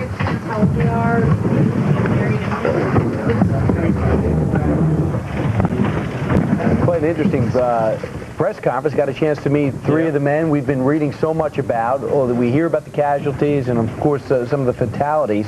And here we're at from Germany, three men talking about what the battlefield is like one weekend. Three profiles in courage. I think the quote of the day would have to come from Army Staff Sergeant Jamie Villafon of Long Island. He said, getting shot at, not that bad. The getting shot part, that really sucked. Yeah. Well, he was injured in his arm. If you just watched the press conference, it was his left arm. And he was talking about how when he was injured, he went under a bridge and took some POWs captive. He said that they were in civilian clothes, but they were acting kind of erratically. And he said he realized that they were actually soldiers because under their civilian clothes they had army uniforms on, or military uniforms on. He said they were terrified.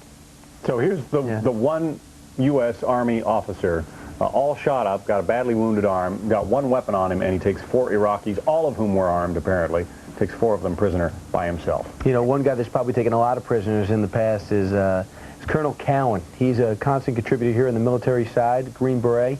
Colonel, I know you were watching those 3 soldiers talk about their experience out in the field. What are your thoughts? Our military is making good progress in Iraq, yet this war is far from over. As they approach Baghdad, our fighting units are facing the most desperate elements of a doomed regime. Blair and Bush are also expected to discuss a post-war Iraq and the role the United Nations may play, which remains deeply divided over the conflict. As the casualties mount on the coalition side, the wounded are being transferred to a large hospital ship anchored in the Gulf. USNS Comfort has a staggering 1,000 beds and another 1,200 medical staff to treat them. The ship is no stranger to the task. It was used in the first Gulf War. US Corporal Michael Meade was injured in Nasiriyah when an Iraqi fired a rocket-propelled grenade at his armored personnel carrier. You're incredible. You are incredible. Hopefully I'll be out before the war's over so I can get my revenge, because it's a revenge factor now. They hurt me and I'm going to hurt them if given a chance. So far, 42 coalition soldiers have been killed and an unknown number of Iraqi soldiers. Baghdad says 175 civilians have been killed. In Spain, 7 wounded US personnel have arrived. Claimed to be dead from the... We're taking you live now to a press briefing by the British Defence Minister Jeff Hoon and Defence Chief of Staff Admiral Sir Michael Boyce. Typical behaviour of Saddam Hussein and his regime. We have yet to be able to undertake a formal identification, but I do regret to say that we do believe that the pictures are of 2 of our servicemen who up to now have been listed as being missing. Next of kin have now been informed. On behalf of the government, I offer my condolences to the families and friends of these 2 servicemen who died in the service of their country. With each new conflict, media reporting benefits from the latest technological developments. Over the past week, I've been struck not only by the speed of communication from theatre to our television screens, but by the concentration on frontline activity and specific incidents. That is why at events like these I believe it is useful to set out the wider context. There is quite properly great interest in what is happening at the front line, but this can mean that many of the specialist tasks in which our servicemen and servicewomen are engaged are ignored in favour of the apparently most dramatic events. Admiral Boyce will speak in a moment about the work of these members of the armed forces who do not take part directly in combat operations, but who provide vital support. But the focus on individual incidents also detracts from an understanding of the bigger picture. That is why in recent parliamentary statements I have been speaking about the obvious progress which the coalition has made in the context of the military campaign objectives which we published as a government at the start of the conflict. Coalition forces are making good progress in overcoming the resistance of the Iraqi security forces with great courage and great resilience. The contrast between the tactics of the coalition and those directed by the Iraqi regime could not be greater. Coalition, whose armed forces are made up of men and women who made a free choice to serve their country. The Iraqi regime, whose security forces are motivated either by fear or by hatred. Whereas the coalition makes strenuous efforts to employ the minimum use of force, the Iraqi regime places no such limits on its security forces. Contrast the coalition's careful targeting and the use of precision-guided missiles designed to minimize the risk of civilian casualties with the indiscriminate military action which is the hallmark of the Iraqi regime. There have been reports, for example, of some of the regime's irregular forces deliberately targeting civilians in their own towns and cities. Likewise, whilst the coalition acts in accordance with the Geneva Convention, the Iraqi regime parades coalition prisoners of war on Iraqi state television in direct violation of Iraq's obligations under the Convention. Our most important task within the campaign objectives is to deny Iraq use of its weapons of mass destruction. Coalition efforts have centered on disabling command and control facilities through which the Iraqi regime would order the use of such weapons. In contrast, we do have evidence that the Iraqi regime is prepared to use weapons of mass destruction. We already know from Iraqi prisoners of war that protective equipment was issued to southern Iraqi divisions. British forces have made significant discoveries in recent days which show categorically that Iraqi troops are prepared for the use of such horrific weapons. Admiral Boyce will expand on these finds in a few moments, but I want to make it clear that any Iraqi commander who sanctions the use of weapons of mass destruction, which is a war crime, will be held personally responsible for his action. Ultimately, it will be the removal of Saddam Hussein's regime that will guarantee disarmament. And so this is a key objective of the military campaign. To achieve this, we have been seeking to isolate the regime at all levels in every part of Iraq, primarily by the use of precision attacks. I do want to deal with allegations about the explosions at the Baghdad marketplace. We've all seen reports of 15 fatalities. Coalition has made clear that we did not target the marketplace, and subsequently the United States said that there was no conclusive evidence that the coalition was responsible. Although investigations continue into this tragic incident, it could clearly have been caused by fallout from the regime's anti-aircraft fire, or indeed from the failure of one of Iraq's own missiles. In stark contrast, Saddam Hussein has regularly claimed we have killed civilians or destroyed civilian infrastructure in the past, only for those claims to be shown to be entirely false. For example, a few weeks ago, Saddam Hussein claimed 6 civilians were killed and 15 were injured on an alleged coalition raid on Basra. There were in fact no civilian casualties resulting from our actions in the no-fly zones at that time. Coalition recognizes its responsibilities to the Iraqi people. During and immediately after conflict, our responsibilities will include the provision of humanitarian assistance, organizing basic services, and establishing a secure and safe environment inside Iraq. Compare that to the regime, which has allowed a grave humanitarian crisis to develop over many years. Saddam Hussein's rule has been disastrous for the people of Iraq, with 60% of the population dependent on the United Nations Oil for Food program, and more than half the population in rural areas without access to safe drinking water. We've always known that we would face humanitarian difficulties when conducting operations in Iraq, and we've certainly planned and prepared for this. Saddam Hussein's disregard for the Iraqi people's economic well-being was shown in his intention to undertake a scorched earth policy, setting light to the oil wells which embody the economic future of Iraq and its people. This has been prevented through the prompt action of coalition forces. This campaign is only in its 8th day. We all wish to see a speedy end to conflict. The campaign is going to plan. We are, with our coalition partners, involved in a deliberate and cautious endeavor. We will not stop until Saddam Hussein and his appalling regime has fallen from power and weapons of mass destruction dismantled. But we have time to see this through. Saddam Hussein's time is running out. Mike? Thank you, Mr. Secretary of State. Ladies and gentlemen, before I give you some detail of some of the elements of our ongoing campaign, I'd first of all like to echo the words of the Secretary of State and send my personal condolences on behalf of the armed forces to the families of personnel who've lost their lives in recent engagements. Now, you've heard earlier on this morning, if you've been watching it, some of the detail of the unfolding campaign from Air Marshal Brian Burridge, who's our National Contingent Component Commander out in Qatar, and I don't intend to cover all the ground that he did then. But I would say at the moment that the military plan and the coalition campaign is being conducted well within expected parameters. The poor weather that they've been experiencing out there in Iraq over the last couple of days and reduced visibility now has been clearing, but the slowdown that it caused has allowed our combat power close to Baghdad and Basra, that's to say the armour, the infantry and the vital sustained logistics, it has allowed them some period of consolidation and recuperation. The air campaign is continuing apace with the Royal Air Force flying around 100 sorties a day, and they have successfully attacked and destroyed targets ranging from regime headquarters to Iraqi forces in the field, and they've knocked out numerous tanks. And in addition, our helicopters have also been supporting our forces throughout the United Kingdom area of operations. I thought what I'd like to do now is just to give you a little more detail on one or two of the operations we've been involved in, to give you an example of how extremely well our people are performing right across the board. Let me start with one example. A couple of days ago, in the early hours of the morning, Iraqi forces, including tanks and personnel, moved southeast from Basra towards 3 Commando Brigade on the Al-Faw Peninsula.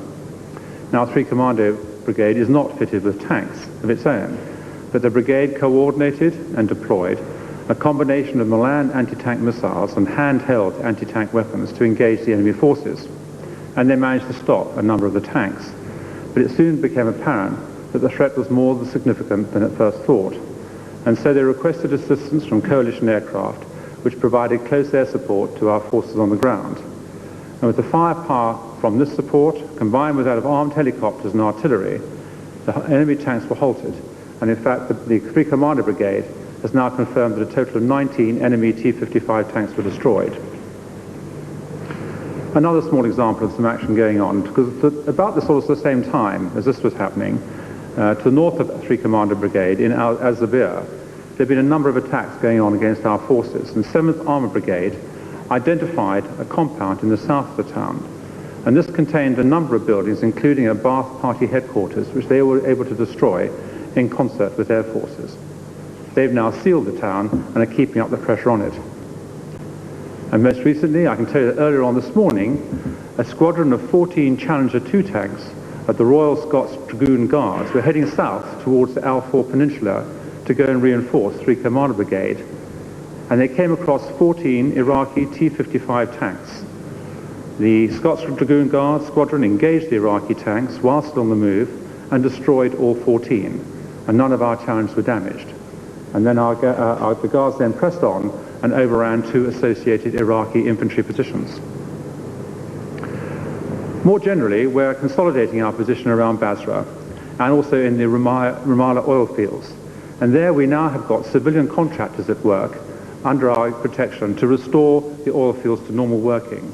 And 3 of the 9 oil fires have now been extinguished, somewhat quicker than certainly I expected. That's really good news. On another aspect of how we're doing our business, we're working hard to gain the confidence of the local people. Of course, we've got lots of experience in this sort of field of winning the trust of local populations and giving them back confidence to return to some sort of sense of normality. And our efforts here at the moment are focused on Qusar and Ramallah town. Meanwhile, as we work the area, we're finding out about some other things as well. The use of chemical and biological weapons against our forces has always been one of our chief concerns. We certainly know that Saddam Hussein possesses such a capability and that his army is not shy of using them. We certainly remember the terrible results of their use in the past. And making sure the regime does not get the opportunity to deploy these weapons has been a high priority in our planning and target selection over the last few days. What has not been clear to us is just how ready to use the WMD the regime has been. However, as the Secretary of State's indicated, our forces have made some significant discoveries in the past few days. A short bit of film that I'd like to show you now shows the mass destruction equipment and protection. For various reasons of security, I can't tell you exactly where this find was made, other than that it was within the oil fields. But I can tell you that we estimate that there were upwards of some 100 suits across the site, along with other related equipment. And as I say, we'll be analysing all this very carefully over the coming days. But it's not just the use of weapons of mass destruction which marks out this regime. On the battlefield, our forces have already been engaged in trying to clean up and make safe parts of the country we control, not just for our forces, but more importantly for innocent Iraqis who actually live there. A particular hazard we're coming across are anti-personnel mines, which we're finding scattered across the whole battle space. We have teams of our explosive ordnance disposal experts setting about the long task of clearing these things, and we're also finding larger anti-tank mines laid in patterns alongside the civilian road. And I have an example here.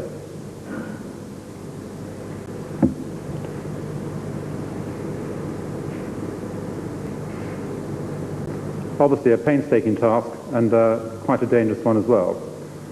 And when they're found by poking your device into the ground with a long stick, a metal stick, the mine is then counter-detonated, and you can imagine what that would do, that explosion would do to any vehicle. We're also coming across booby traps as we clear the area. And of course, these take a huge amount of time and effort to make safe. And here you can see British Army sappers clearing a pile of abandoned weapons.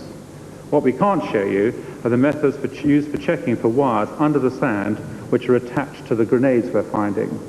But you can see here how every single weapon in the pile that's been looked at by these soldiers been painstakingly x-rayed to check the internal booby traps. And of course, the sort of things we're looking for are designed to explode in the hands of the man making the weapon safe by operating the moving parts. Another immediate task facing us, as I mentioned before, is to get humanitarian aid into the country fast. And here we're concentrating largely on the port of Qusar. The Royal Navy has been working non-stop to clear the waterways into the port, and indeed they've now cleared an area some 40 miles long, 2 miles wide, and they've blown up 100 items, and indeed just last night we found 2 more mines which we're in the process of disposing of. We go about our business here using underwater vehicles launched from a Royal Navy mine hunter, and we've done that off the R4 Peninsula. And this particular vehicle has been used extensively. In difficult working conditions near the seabed, it's used to identify suspicious objects, often with the use of divers, both day and night, in zero visibility. And this is dangerous work indeed for the divers. When the officer in charge is satisfied that a possible target, the mine target, has been identified, the submersible drops a demolition charge which destroys the object. All this work that we're doing here revolves around our desire to start aid operation as soon as we can. We had hoped to bring the Royal Fleet Auxiliary Sir Galahad into Qusar and unload significant quantities of humanitarian aid in about an hour from now. But obviously, this most recent find of mines has delayed us. We've missed the tide, and we probably can't now get Galahad in until tomorrow. And Galahad will be followed by 2 Australian vessels who are loaded with grain, and water and fuel tankers have also been hired in Kuwait. And they are all just simply the vanguard of a massive humanitarian operation. Meanwhile, also, again, as I mentioned before, we're building a 3-kilometer water pipeline from Kuwait into southern Iraq, which will give us about 1 million litres of water a day. And our engineers have been restoring the water treatment plant in Qusar, which is going to give us 3 million litres of water a day when that's finished very shortly, in about a day and a half's time. And our engineers are also making preparations for restoring electrical power and sanitation. So you can see that we're busy. And of course I mustn't, in talking about these activities right up in the front line, I mustn't overlook the vital role which so many of our other support personnel have been playing in the operation. Critical to our advance toward Baghdad. And sirens sounding in Baghdad, the capital city, as more bombs and missiles fall on and around the Iraqi capital. U.S. and British forces flew more than 600 bombing missions just in today's period, most of them against the Republican Guard positions that are near Baghdad. Now, coalition troops appear to have gained control of Basra's airport.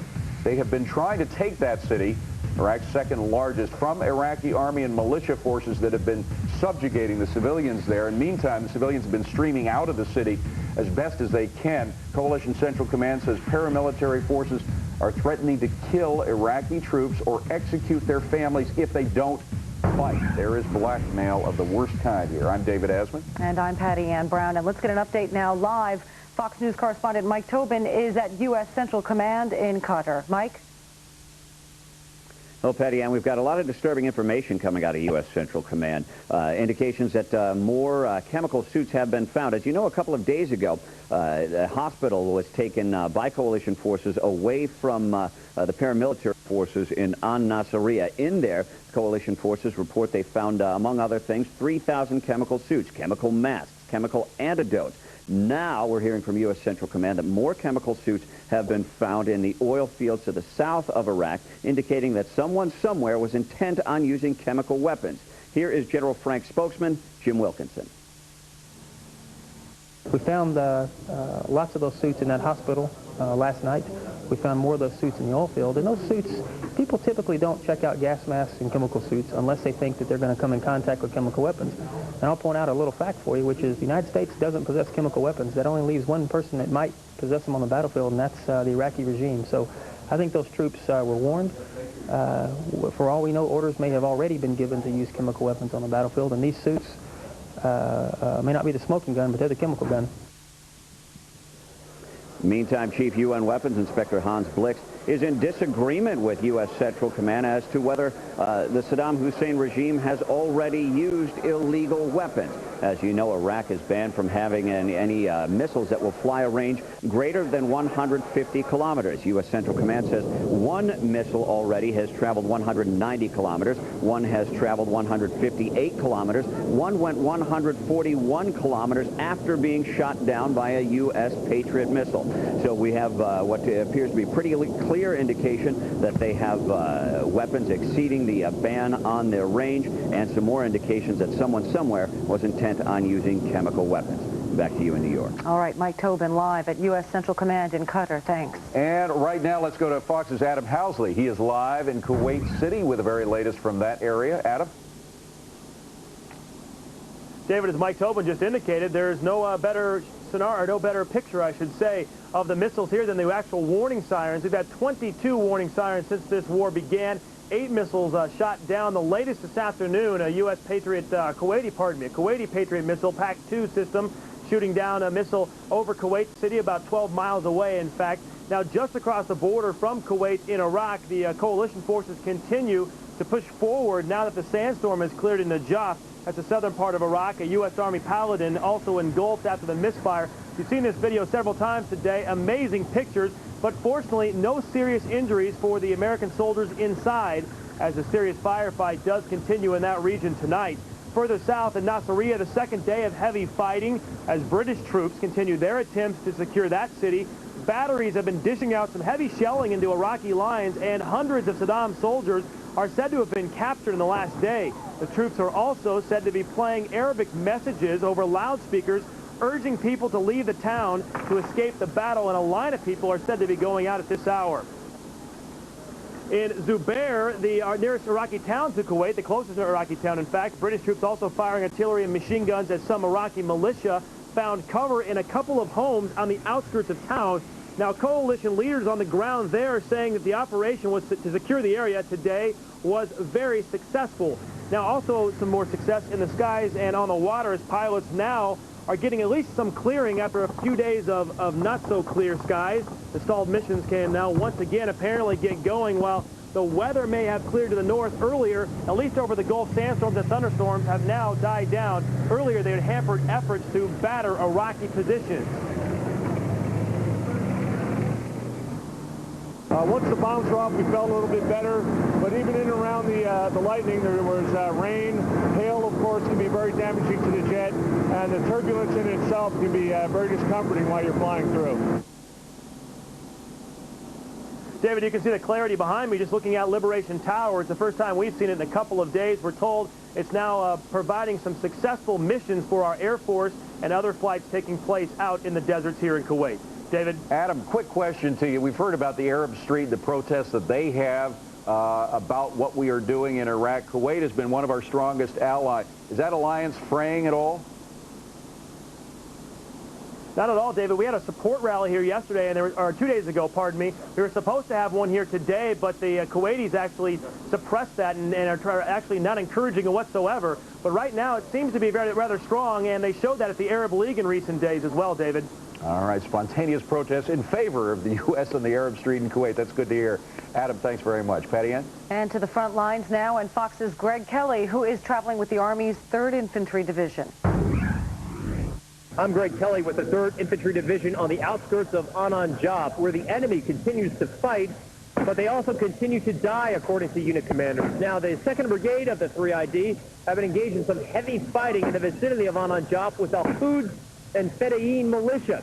Now, the fighting has been fierce. Last night, they ran a bus into the side of a tank, almost a bit of a suicide mission. One motivator might be this. According to locals, the Ba'ath Party political operatives have taken hostage women and children in order to make the male family members fight that much harder. A couple of targets to tell you about. The Ba'ath Party headquarters near Anan Jaf was destroyed in an airstrike a few hours ago. Also, 2nd Brigade continues to pound an Iraqi infantry compound in this area. Overall, commanders tell us they've seen a lessening in the fighting from the Al-Quds and Fedayeen for a couple of reasons. Number one, They believe they've killed an awful lot of these militia, and their numbers are dwindling. Also, they believe they have the remaining militia isolated and have cut their lines of communication. Now, with all this fighting, we can tell you that no one from 2nd Brigade 3ID has been killed.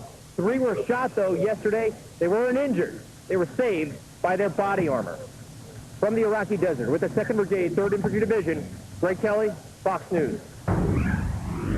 By the way, that shooting you heard in the background, as Greg said, it's not enemy fire, just our soldiers test firing their weapons. That's why Greg wasn't wearing his helmet there.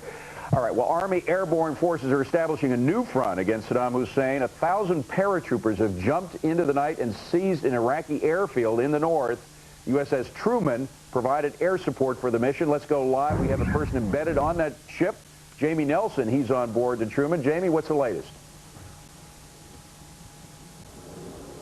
Well, David, let me share one thing with you before we get to missions up in the north. You were mentioning earlier about how the Iranians stopped or seized an Iraqi speedboat filled with explosives. That is a threat which the Navy takes very, very seriously. I can tell you just about a week ago, there was a time when the bridge received a sort of a threat, if you will, a potential threat, a radar hit, an unknown radar hit off of one side of the ship, and the command of the ship, the security forces, went into action very quickly into a situation called full bore, and all the lights on one particular side of the ship were put out. People were ordered off of any exposed areas there, and the machine guns were mounted and armed by the security crews here, and helicopters were in the air trying to identify what that threat was. Now, it turned out to be nothing.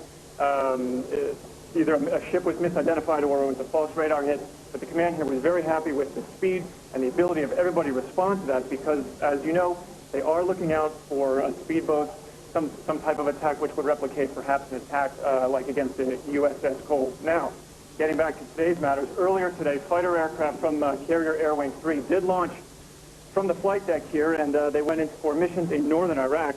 Now, this morning, about 40 aircraft left the deck, and they began the hour and a half trip into Iraq, and the pilots are spending about a total of maybe 5.5 hours in the air. Area refueling tankers from the Air Force and from the Truman Zone Viking Squadron are among the many support and logistical players which are making these long trips possible. Now, once the pilots get into Iraq, they are performing close air support missions, helping out special operations forces on the ground. What they do when they get over Iraq, they sort of patrol or they loiter in specially assigned sectors, and then forward air controllers get in touch with them. They coordinate the exact location of where to drop what type of munition. The pilot and co-pilot, if there is one, double-check these numbers, and then at the appropriate time, they drop the GPS-guided weapons that you heard Greg Kelly talking about earlier today.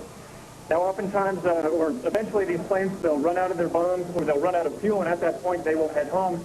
And it's another long flight home, maybe an hour and a half, depending on how fast they can go, depending on the fuel they have on board. And earlier today, one pilot summed up what it's like when they get back to the flight deck. The trek back, you know, to get hour and a half back, and ربما يؤشر إلى استراتيجية إلى تكتيك جديد يرمي إلى ضرب بعض المنشآت التحتية بعض البنى التحتية العراقية.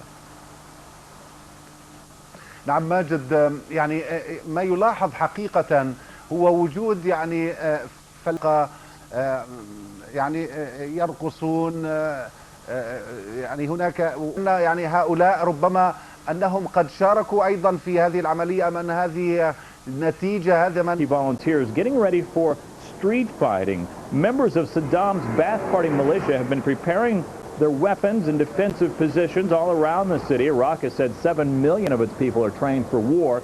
It's believed some of these are regular fighters.